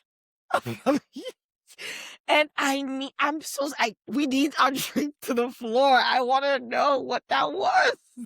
That's hilarious. Especially because we know that, like, she's weird about any of the men who don't give her attention. So I want to know, I'm still dead ass. I think her issue with Luke was that he didn't like her. Like, not like her, but, like, he didn't come in and kiss her ass. I think there's a kiss the ring element to it. And I think that is Kyle's fault, right? Because Kyle this is Kyle's show, right? Kyle and Lindsay's, but at the end of the day, like, you know, this is what Kyle is using that entrepreneurship degree. Okay. And he did go to one of the best programs, okay, in the country.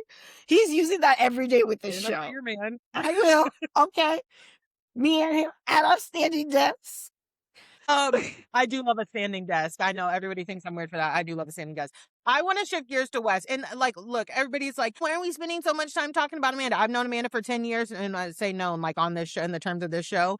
And I have so much more to go off of and so many more questions for Amanda because of her tenure on the show than Wes. Wes is such an easy read. And the only thing that I'm more shocked about, I'm not understanding. Have I ever seen Wes Wilson in public? No, I'm truly not understanding the charisma and the like. They're acting like this boy gives cunt charisma, uniqueness.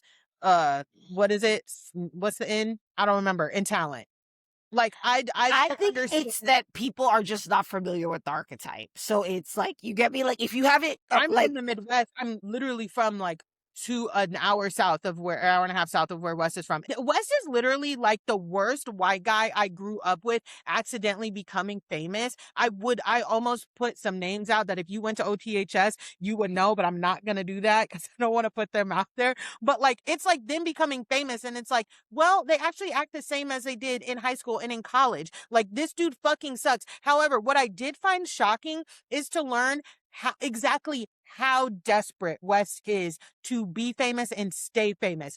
I am disgusted at the Slade Smiley level of delusion and just persona on this young man. He's 30. You're 30. Slade is old. Like, I don't think he was like this at 30. You, West, ew.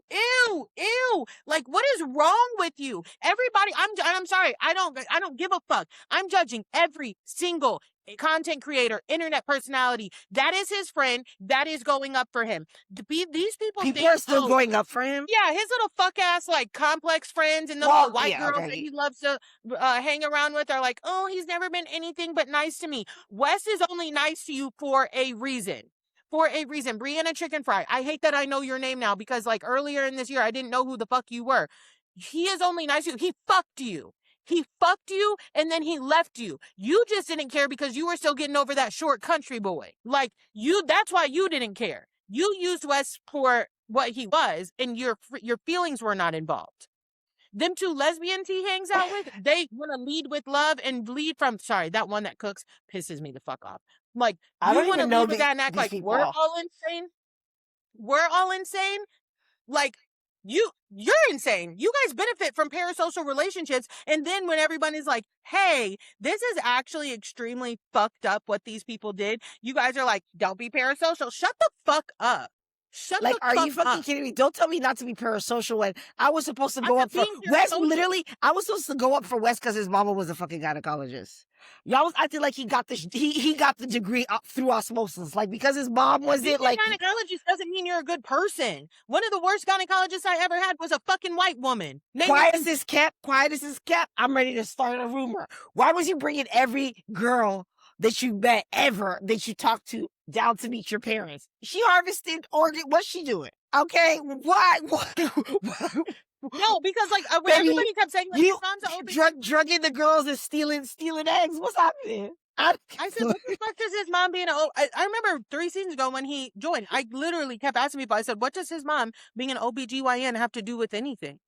It's also like that archetype is so clear. Yeah, I'm so happy Wes votes blue. Good for you. You obviously still don't understand. Okay, if you believe that Wes votes, if you think that Wes Wilson votes, you're a moron.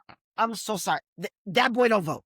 Fair. But he knows he has to have progressive ideas because he's borrowing from this like black culture and this space.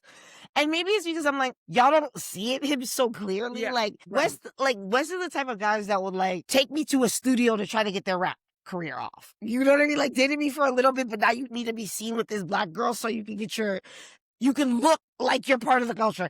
Also, so that black men kidnap you. Like, who you're with is social currency also for men, right? So if you don't think, there was a thing where I was like, I want to know whose wedding and every event that Wes took Sierra to, because I genuinely do believe you use that girl to get the job at Complex. I don't give a fuck. Show me who it was, because there is you showing up with the Sierra a currency for that where like niggas are gonna zap you up. Now you give like it lends you credibility. Okay. And like people who are like, oh, she's so like hung up on him. Baby, Wes is a talker who was unemployed when he got on this show. He had nothing but space and opportunity. When she says we got so close, I'm sure that he was literally talking to her all day, all night. Like he had free time and a dream, which is dangerous. Those two things are dangerous for a man to have. Free time. It's literally like the worst thing that's ever happened to me is when you end up being like a guy, the last number that a guy got before he ends up going to jail, he gets arrested, and now it's like he is. What? What? So I'm from Dade County, so like people get arrested, like that's just par for the course. Like you can literally be like talking to a lawyer and let me teach you. Miami is not a real place. It's not. Miami is not a real place. Y'all are so funny there. Like sometimes Cheffy says things about growing up in Miami, and I'm like, I know where she went to school. So I'm like, I feel kind of like I might know her. oh, really? I always want to think of like our age, I think. Yeah, that's why I'm like very curious because I was outside. Like I was tremendously outside. Okay, can I say this also about West? Here's my thing. West, I said this on my podcast. I said, West is a Travis Kelce. And the worst thing about that is that if I made that comparison, he wouldn't think anything was wrong with that.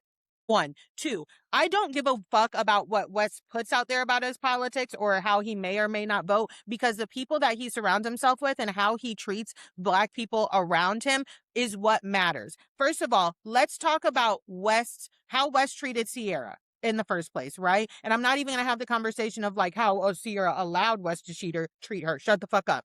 How he used Sierra. I agree with you. He used her to get that job at Complex. Somebody said you can never trust a white man who works at Complex. I agree.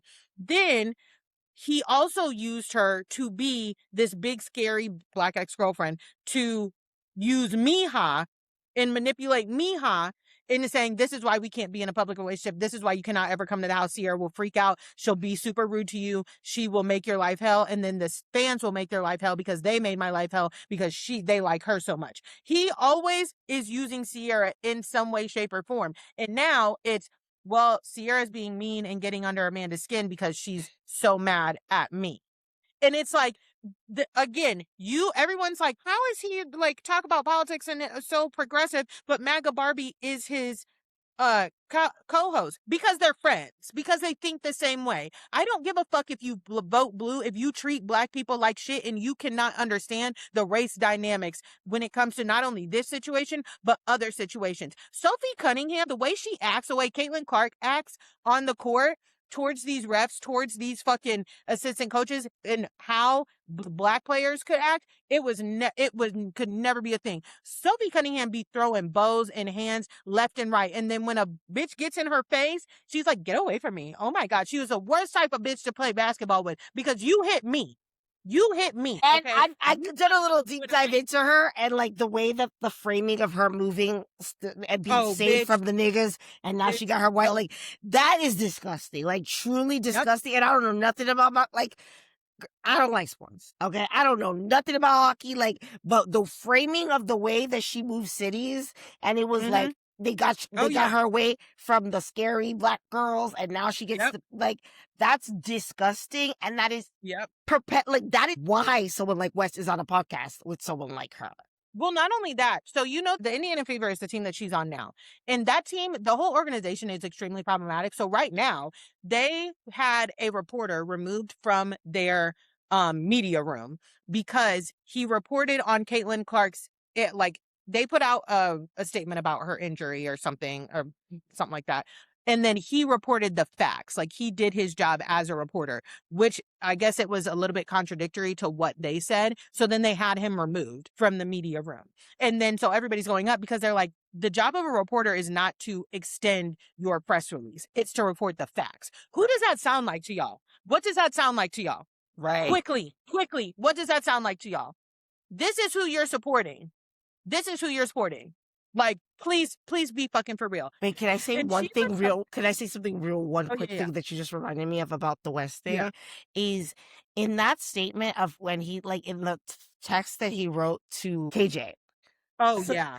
And that you articulated it so well, you were so articulate part of it is this is like, and I want you guys to be, this is a specific tactic that people do in this, right? Is Wes is close enough to Black culture, right? To understand. Y'all might be like, well, I didn't know that calling people, Black people articulate is a microaggression, which is crazy in this day and age to be a person on the internet and watching TV and pretend you don't know that. But giving the benefit of the doubt. Wes is someone whose proximity to Black culture is too close that you cannot convince me that you don't know that. And if you do say that you don't know that, then what type of friendships did you ever have with these people? Let's be for real, Mr. Blue, that you didn't know that that's a microaggression, right? You do things like that deliberately, right? When you know that someone is like already like you've heard, like KJ isn't going to see it for you. You've done something wrong to him. You throw in something like that in your apology so that when the Black people start to get riled up and play that, right? You get to like it. I was like reading this book about like positioning everything as the race war is the way that like you're able to absconder things. So like people will monetize and they intentionally activate Black people in a way that like they know that like when Black people get activated like about something and we get upset, like, there are people who will naturally come to your defense. I mean, well, he didn't know. So specifically using articulate something that we all are gonna hear and now be like, what the fuck? That's like, why would you put that in the apology? And then everyone now gets to be like, all these people who already don't want to hear it are gonna be like, oh my God, you big scary Black people. Like he's damned if he does, he damned if nobody can ever win with you guys. You always are always gonna find a problem with it, everything. That is intentional. That is intentional. And in this day and age where like we're getting to this place where like everything is poking at Black people for engagement. Everything. That is easy money. It is very easy. And there is no way you can convince me that Wes Wilson didn't know it's a microaggression. Period. And if he didn't know, like, you can't convince me he did that intentionally. And it's something like, well, who were the people on there with him? Who was sitting next to him on Watch What Happens Live when he read it? Oh, was it Jamie Lynn Sigler? Maybe. I can't remember, but it was what. And they were like, well, that was a nice message. Right? They were like, well, that was a nice message because they don't hear that. So Andy's now said it's a nice message. Everyone, like, they read it as a nice message. When all these big, scary Black people start to be like, well, that's actually a fucking microaggression and it's fucking rude, it positions Wes as the victim. It's intentional. Yeah, I agree. And that's why I keep getting so triggered every time Amanda or anybody in her camp says, damned if you do, damned if you don't. Like, it's really like, I keep getting, because it's just a way to like, again, be like, what do you niggers want? What do you guys want? You know what I mean? Like, I at this point would rather them say that. Or just tell us to go back to Africa. Like, yeah, just say that. And also, Carl made a good point. He was like, listen, it did seem like Wes brought KJ into the group. Those first 2 episodes, he was like, oh, I'm checking in with you. What would you prefer? Blah, blah. Then we like never see them interact the rest of the fucking time. 1, 2. Wait, Carl said this? Where did Carl say that? On his podcast. Well, Carl refused to say his name, but he was like, dude, he was like, West, his mask always slips. He goes, because when you came into the house and that first night, he was like, that's KJ over there. He didn't say my friend since 3rd grade or you know, my friend from back home from Missouri. He said, that's KJ. His dad's on the Pirates. Knowing that Carl is such a big Pittsburgh Pirates fan, using that as currency. And I am convinced at this point, after this reunion, I said, oh, Carl ain't never seen it West. You can't convince me otherwise. I'm going to listen to this as soon as we get off. After Carl said that, he was like, because Carl was like, I was like, okay, like, he was like, okay, that's awesome. Like, his dad is like, you know, for the Pirates. But Carl like kind of said, like, afterwards, I was kind of thinking, like, that's really weird. Like, he led with that.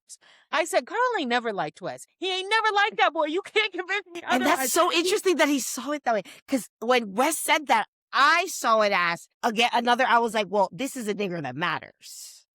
Right? His dad, like, you know what I mean? Like, that's the way I saw it. He has a famous dad. And that's like the way that, so I think that's so, I gotta listen to that. Carl, like, they're right when they say, like, everyone is like, because he never checked on him again. He never checked on him. And I want to know what was going on because he was doing so much sleeping in a lot of like those, you know what I mean? Like, those later episodes. And also, everything that happened with KJ in the winter was before Scamanda happened. Yeah. So, like, what do you mean you didn't know your friend who you brought on this show? You brought your black friend on this show. He was homeless or unhoused, sorry, for a little bit. And after you brought him on this show, was having a hard time. And he stayed with Sierra and Dara. Technically, your Wait, I didn't even know he stayed you, with Sarah. Like, I'm gonna start crying. you brought this man on this show. And was having such a hard time after he was having money issues and all of these things. You literally brought him on the show and essentially left him with your ex-girlfriends to take care of afterwards. You didn't check. Where were the check-ins then? He was in treatment. Where were the check-ins then, Wes? That's so crazy. Mia, Sierra, Dara. He literally was like, all three of them like really helped me and like really helped me. Where the fuck were you, Wes? This is your friend? This is your friend? You're insane. You're insane. Pearl, like, Wes is such a bad person. He's Terrible. such a bad person. Terrible. He's such a, and we haven't gotten to it. I hope we get to it. Is the picture of Gemma when all these rumors were. I want Like, Lizzie needs to. Lindsay to slap the shit out of him. Not on camera, at a bar, the same bar that because she's the reason he's on there, that she made a little contract with on a paper napkin. I want her to see him at that bar, open her hand and slap him across the fucking face because you're insane. The fact that they used him posting the picture of them playing with Gemma, like, that is fucking nuts. That's fucked up.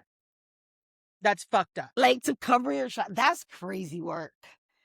No, but literally. the KJ of it all, that's such a good point. I need to go listen to that. I hadn't even thought about it. I love KJ because I appreciate how he's talking about his mental health in terms of like, of course, like not only being black, but being a black man. And like I don't have BPD, but I've like dealt with like deep episodes of depression, and to where like it was very foreign to like my mom that I like couldn't move and I like couldn't get up or anything. Like it was a learning curve, right? And I think with a lot of black people it can be seen as like laziness, or it can be seen as like, oh, something wrong with them, you know what I mean? But then never like dug into more. So, and I don't really understand. Everybody's like, oh, is this the best place for KJ? He did it the first season before he had his BPD diagnosis, before he went to in treatment, before. And now he's in a better place financially. And that's another thing that pisses me off about Amanda. Do you understand that financial issues can send you into such a deep depression? Do you get that? She does it because she had $107,000 that she could just wire to him immediately. He asked for it. I thought it was 119. I thought it was 117, but either way, but yeah, like, we're not talking. That's crazy. And that's the thing that pisses me off every time people say that, like, AJ should get off this is not the place for him. And I'm like, are you just fucking dumb? Like, you want to stop his bag to save his mental health? Do you know what's depressing? Like, even when people are like, a thing that I always said to you that I didn't like, that made me not like Amanda, is the fact that, like, she was like, I don't understand why Kyle doesn't just, like, file for bankruptcy, let go of Loverboy. And to me, the fact that those people work in their home, like, is crazy. Yeah. Like, girl, when my husband lost his job at the beginning of the year, like, and I had to, like, let go of our nanny, like, it was, and that's one person. Like, you get me? Like, someone works in your home. They have expectations based off of you know what I mean? Like, even in the space of, like, my husband, like, well, we're, like, kept her way longer than I should have still, because you get close to people. You care about people's livelihoods. Like, yeah, he could just file for bankruptcy and go, but then what happens to all these other people? And the fact that, like, she didn't care about that is such a, like, what's wrong with you? No. You see these people day in and day out every day, and you just are like, whatever, they get another job. No, literally. So people talking about okay, go on. Sorry. Well, I was just going to shift gears to Love Island really quickly. At this point, June 5th, we've only seen 3 episodes. And tell me how you're feeling about everybody so far. So I'm liking the show. Like, I feel like people are being, like, very hard on the people talking about everyone looking too regular, which is so crazy because, like, the people I see saying people look too regular. If they look regular, bitch, you look, I don't even know. Let me not be an asshole. Every time somebody says somebody looks regular, I do look at their profile because, girl, I be up and through their profile. Up and through it. Okay. Where do you think they got these people from? There's not a Love Island factory where they produce people who are supposed to look like they're on Love Island. What the fuck are you talking about? So I like am really like there's a girl Erica on TikTok that said that she doesn't want to see cops experiencing pleasure. Oh my God. That is hilarious, actually. I feel so torn. Like, I don't feel any type of way about Sean being on there and apparently Kenzie being on there, even though I am very anti-Trump. That is the world we live in. Like, we're not, half the housewives are Trump supporters. You know what I mean? Like, there is technically no rule or regulation that says to be on reality TV, you have to be like left leaning or Yeah. vote blue. You know what I mean? So it is what it is. Are they getting a vote out of me to say? No. And that's me exercising my right as a Love Island. There you go. Okay. That's how we have to do that. But Sean, I am so infatuated with the mayor of the town that he was a cop in, deciding to get online and be like, this is why we're short staffed. No, it's not. It's literally not. And the only reason it's not like I want him to go, but I want to see his reaction of him coming out of the villa and seeing that the mayor is his op. Because Right. I'm now invested in this like city. And the only reason he lives there is because he got a girl pregnant. The way he told that whole story of him Was being so down, crazy. Was so crazy. I I'm was, just he off. was like, he goes, I got someone pregnant. I was like, I came out of a 10-year relationship and immediately got a girl pregnant. you fathered your dad. Okay. But yeah. There's been a lot of talk online about Bea possibly being a part of the LGBT. I don't It's simmering at the top, but I think it's more she's so. a tomboy. Yeah. But bisexuals exist. So even if she is a little of me, a bit of me, okay, a bisexual that is, whatever, she's still there. I also do believe that she likes men. Like that's not like I a do question. too. Like I can see that. I don't think I'm more so of like what people are putting is like she's into sports and also it's a little bit of the black set thing that is given like do you know what I'm saying? Like where she's when she was talking to what's this I don't know. Wherever she's from, I was like, do people talk like that there? I can kind of see wherever she's from, I said, yeah, I can see that. It was giving like that, you know, Yeah. where watch her because there were so many times she said something where I was like, niggas at the tip of her tongue. It's about to. Yeah. No, I also people being upset, but this is what's blowing me. People being upset about what Charlie Jr. and her going and exploring another connection. It's day 3. People in the house being upset. People in the house and the fans. Well, people are like not too pissed at Charlie Jr., but they're like, Bea should have nothing. It was night 2. And I do think that there's something to be said that I don't think that it's because what y'all are claiming it is. I think it's because y'all think she should be grateful to be there. Oh, absolutely. Absolutely. They're like, this one-legged bitch, how dare her think this shit. And Sean is fine. Like, Sean is good looking. Sean is literally fine. Like, so, but I feel like that's also why. Like, they feel like, girl, you had, like, enough. Which is crazy to me because, like, I like her so much for being like, I wasn't dating niggas who had kids outside the. Why would I come to Fiji and Love Island to try to be somebody's stepmom? Charlie Jr. was explicitly honest, and I feel bad because yes, and he even felt so guilty that he had to keep telling. When he was talking to other people, he was like, you know, like I feel bad, but like she's just not my type, and like I don't want her to think like he felt guilty even in telling her. But she couldn't fathom that being blonde could not, like, you could not be somebody's type. She's not blonde. Them roots is fucking dark. Them roots is a level fucking 4. And that's the shit that kills me is like, girl, like, the way they be acting like it's discrimination and it's a protected class and it's like, bitch, you bought that shit. Like, let's wrap it up. So that's my thing at this point. After last night's episode, I am like, I actually do need Kenzie to leave. I don't care about her crazy eyes. I don't care about her like being a chaos demon or da-da-da-da-da. No. First of all, you need to go find some confidence. And I'm trying to like remember that I don't think her frontal lobe is developed. I don't think she's older than 25. But It is so crazy to me, one, that she is so hung up on not being somebody's type. I'm shocked at how she's shocked that she's not somebody's type. Why? Because like we spoke earlier about the dudes that we grew up with and everything. I learned early that I'm not going to be everybody's type. And I learned to accept that, and I learned to move on, and I learned how to not let it affect me. Okay.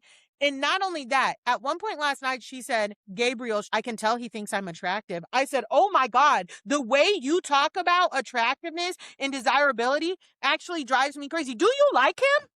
Are you interested in him? You're saying, I can tell he thinks I'm attractive. This is why I'm going with this. And Charlie Jr. didn't say you were unattractive. He said you are not my type. And I see so many people making excuses for her. Oh, I was like, hold on. Let me read this. Let me fucking read this shit to you, because I blocked this person because I got so goddamn mad. I literally tweeted, Zach did not call Kenzie unattractive. He said she wasn't his type. There's a difference. Some fucking bot or one of her friends was like, may I introduce to you rejection sensitivity dysphoria? Shut the fuck up. Then you should be on Love Island. And that's just You so, shouldn't be bitch, on I got Love ADHD. I'm neurodivergent, so I got ADHD. You shouldn't be on Love Island. And do you apply those rules to black women? Do you apply those rules to black women? Because I promise you, if Trinity, Anaya, any of those black girls in there were like, I'm not his type, everybody would be telling them to get the fuck over it. How Kenzie is acting, she is setting the tone for in the villa. I don't understand how nobody has the fucking ick from her. She's like, I don't even want to look at him because my eyes are the only thing that he complimented, so he doesn't get to see them. Okay, do your big one, girl. Talking about, I don't know why I always pick cheaters, and it's like, cheaters? I genuinely, and like, this is a thing, like, why are you making me feel bad for like Charlie's brother? Like, you're making me feel bad for this man in a way that I don't feel bad for him. I don't feel bad for him. I feel bad for him in that, like, this is you when bitches act like this, it puts you in a space where, like, if he he's like, this is a true damned if you do, damned if you don't. And like, that's where I feel bad for me, because you can't have, like, now he can't react in any real way because there's no way to satiate this girl. Like, I told you, like, nothing is gonna satisfy her. Nothing. So he's damned if he does. And it's like, that type of shit raises your pressure. And if you show any reaction to her, like, your life is over. Do you know what I mean? Like, no, literally. And people are gonna be like, oh, like, you hate women, massage, he's abusive. Yeah, she's like, he put up a boundary of not wanting to talk to her. He literally said, you want to talk? She said no. He said, okay. The next day he tried again. He said, hey, you want to talk? She said no. He said, okay. Trinity said, don't ask her to talk again. He said, okay, cool. And I like that. For you. That talk was more for you. And if you don't want it because you want to go through this life thinking that you are everybody's type, let me tell you something, Miss Mama Kenzie. I'm a bisexual. I love women. I love beautiful women. I would not look at Kenzie twice. Curious. I'm not saying that she's unattractive. I'm saying she's not my type. Like, I'm actually mad at the other Islanders for indulging it in a way. Like, so am I. Because when what's his name? Casey, yeah. Pushed him in the pool for it. That pissed me off. Like, do not give her this. Like, she's OD.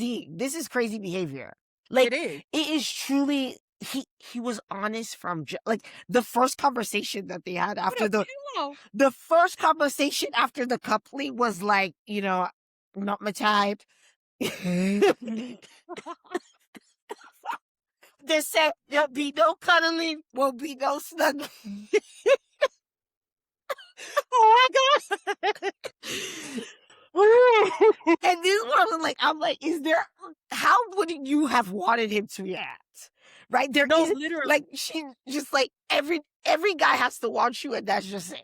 Like, it just gotta be that. Like, there's no... I'm just like, I don't like, and like you said, I'm mad at everybody else for indulging in it, because I think that because I can hear everybody now, well, her feelings, you have a right to your feelings, her feelings are valid. I'm so fucking tired of your feelings are valid talk. There is a difference between being a lending ear and confiding in someone and listening and enabling. At this point, we're enabling. Okay, we are enabling. We are feeding into delusion. I feel the same way about Melanie with Sincere at this point. First of all, I was laughing because Megan was like, you like Sincere because he looks like a little stud. And I said, fair. I saw it comment. Yeah. Sincere, like, I don't think anybody did anything wrong at this point because it's day 3. But Melanie starts crashing out saying like Sincere sneak pulled Kata. He did not sneak pull. He was literally walking with Anaya too, so Anaya could have ran that back to you. Like, and then somebody was standing right behind him, and he said, "Hey, you want to go talk?" And then he sat somewhere that wasn't private. You could that walked right past. And then she starts crashing out, and she's like, "Well, fuck it. If you cheat, why are y'all talking about cheaters? Why are y'all talking about cheating? Why are you talking about cheating?" She was on my nerve even before that when they were all sitting there, and like, I don't like when you kill the vibe for everybody. Like, I do not either. like that. Like, that is such a like. It's one thing. Like, there are certain situations that are warranted, right? But this girl, please, if anybody had any space to like even be a little bit, and I don't think he had any, is the cop. Because Bea hadn't had any of those conversations actually with him. Any of those conversations. I don't think she owed it to him at all. Yeah. Okay. I'm saying I can see how he could be blindsided, like had felt like we was all good because he hadn't had any. And again, he's delusional in himself too, because he doesn't see having a child as like a thing that like somebody could be like, I don't want no parts of that. Like, I don't feel like, do you know what I'm saying? Like that's even if anybody can have like something to say. Those other people, like, y'all have the conversation about you could be interested in pulling anyone. He even told you, "Oh, girl, look like you." So you should have off that been aware that that's another like off that.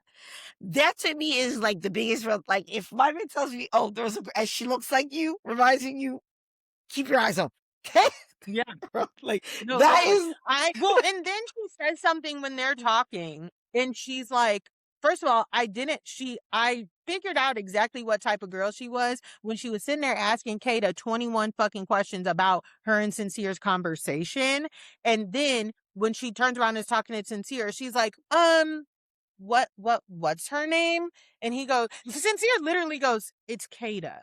Like, he literally is looking at her like, "Come on now, it's Kata." And she goes, he was looking at her like, "Girl, you on camera." Like, I felt like that was such a look. You look stupid. He literally was like, and she goes, "Katie," because she strikes me as a bitch. If you call her Melinda, if you call her what is her name? Melanie?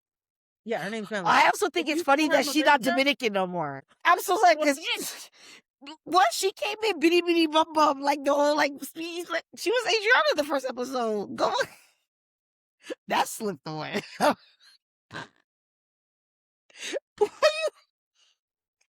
I just noticed. I was like, "Oh." I saw one of my friends said that in the group chat, and I was confused, but I didn't like have time to go like, "What?" She said that that's crazy. She said the exact same thing you did. They were like, "Why did she come in acting like Andreina?"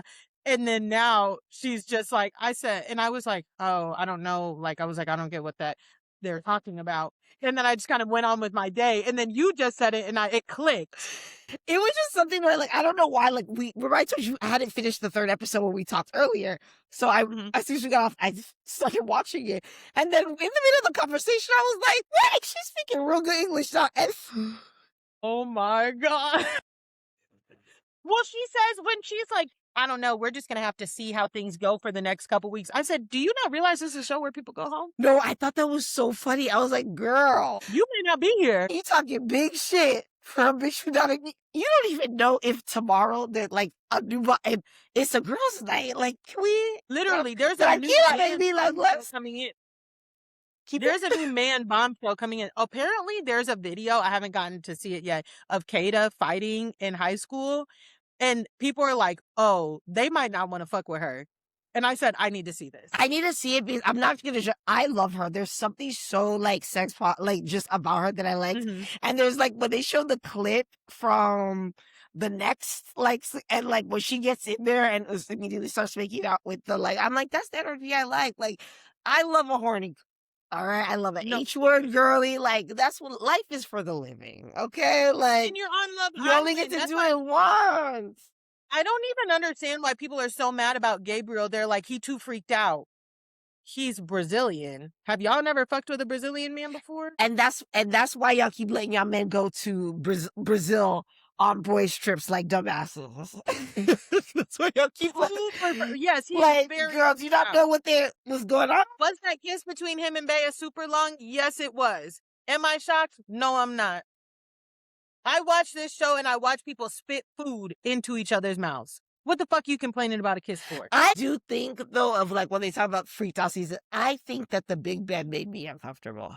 Really? I don't know why. It felt like you're forcing a threesome. Like that Okay. felt like unconsent. Like Here's there my was something issue. about that. Because even when like I felt uncomfortable with that Bryce was like, let me get in there. Like it made me like I don't know. That was the only time. And I'm not usually like, oh, like that was the only thing. Well, Bryce made me uncomfortable because you weren't invited. Let me tell you something. But it felt Everything set was up like- that way. Yes. Yeah. No, it did. You know? And those beds, I think for me, the beds were huge enough. I could feel like I'm in a whole bed by myself. I said this could have been a problem for me, my bisexual ass, if I was in this position, because I cannot lie. If I was attracted to everybody in the room, I would I'd have do just, my- yeah, no, yeah, yeah. I said, But that's why I felt like, why are you setting me up to do this on TV? Because like it honestly with Kin, it was she did it wasn't into Bryce, right. because I just like the way that it's set up is like, yeah, you like set me up to a threesome obviously on TV, and I feel like that's a little like, come on, because what else are you supposed to do? No, 100%. But yeah, I was like, but for right now, I just need. I'm at the point where I do need Kenzie to go. It's too much. It's too much, and I can't keep trying to remind myself that the frontal lobe is probably not all the way developed. Something about with what we're dealing with Amanda on Summer House, and literally watching this white girl freak out that she's not somebody's type. I'm like, okay, I'm getting a little triggered. But I remember what I wanted to ask you. So Teffy is hosting After Sun with Sierra, and she posted that she got a Brazilian and Colombian bikini. I don't really know I didn't know what those are. The different cuts, yeah, okay, yeah. Chai. She showed it. It's a G-string. Yeah. Y'all wear those? Yeah. I like, okay, so this is the thing culturally that's so different is like when you go to places like people will like tell me like don't do the thong bikini and I'm like, all right, well like even now it's like I've had 2 kids. So the body still is, but I'm just like I was raised this way. So I'm always gonna be prone to like a smaller bikini cut. And even things that aren't like I don't see them as a thong, but like, yeah. Well, I think my thing was, and I don't, not to get too graphic, I don't even have like a fat pussy, but like what she showed, my pussy lips would not fit in. Yeah, that's why it's like I've been getting full Brazilian since I was like, and I don't anymore, which is so freeing. There's nothing even more freeing because I have literally been getting full Brazilian waxes since I was 13 or 12. Because I'm incredibly hairy. You can see from my eyebrows. But So am I. And I still got to go to the pool. And like this, like that's just the No, kind so of am I. I'm swimsuit. very hairy as well. But I didn't get my first Brazilian until I was like 21 or 22 Oh, no. or something. Swim Maybe job. we went together. But like, I was so shocked by that bikini. And people be scandalized by a bikini, and I'm like, girl, I was wearing those when I was 13. Like, what are you talking about? Not because of it really wasn't because of the thong part of it. I was like, my vagina would be out of that. And I think Peppy's girlfriend off to the side, she goes, that looks like an eye patch. I said, I think my eye's too big for that. And she was Wait, like, Teffy has a girlfriend? mm-hmm. I didn't even know that. Yeah, they don't really advertise it. She's cooler. She was like, used to be able to get Brazilian bikinis for $5 in Miami. I don't want to talk about it. She was like, how much I paid for these. No, and they're so cheap. Like, even just like girl, like getting facial, like just beauty things in general, like where I just got used to a level of like upkeep and things that like it's not normal. Like getting the butt facials. I've been getting butt facials since I was in middle school. Like that's as soon as you start getting pimples, you need the butt facials too. Like that's part of like your routine. I need someone to develop a show about Miami. But that's all we have time for today. This was a super long episode. Hope y'all enjoyed it. Chai, please tell the people where they can find you. I'm Fly Chai on everything. RaceToResist.com. I'm working on a Roblox game that is like Roblox, but it's not dangerous or Yeah, predatory. I is an IT baddie. Yeah, so right now, like, it's really the game could only support like 12 kids at one time right now, but I have like a waiting list on there. And if you can like suggest any things you want on the game. And the cool thing about it is like scheduled play dates. So your kids could play with other kids in the world. And there are no adult predators on it. So Oh my god, I love that. Is Roblox like problematic? very, yeah. Oh, I didn't I know. also have a thing on my website where you can kind of see the data of all the kids that like have been abused through Roblox. I'm tracking all of the AI harms towards kids just because like it's new. You have all these LLM chatbots that are like geared towards kids, and we're seeing that like people are deeply lonely and it's starting younger and younger, and it is really scary. Get your kids off the devices, please. But it's really Yeah. scary when kids are talking to these chatbots and they're having ideations of self-harm younger and younger, and it's scary. So you can go on there, and I've tracked all the cases that are, and you can kind of look through and peruse what's going on. But Oh my god, I love that. I love that you're an IT baddie. Oh my god. Then y'all already know where you can find me, Who Asked Zell, on all platforms, Who Asked Me Podcast on Instagram. And if you're on YouTube, don't forget to drop down the comments. Comment, be a part of the conversation, but don't piss me off. All right. Because I look, the spirit of Jackie on it does possess me with the block button. I'm not even gonna lie to y'all. But that's it.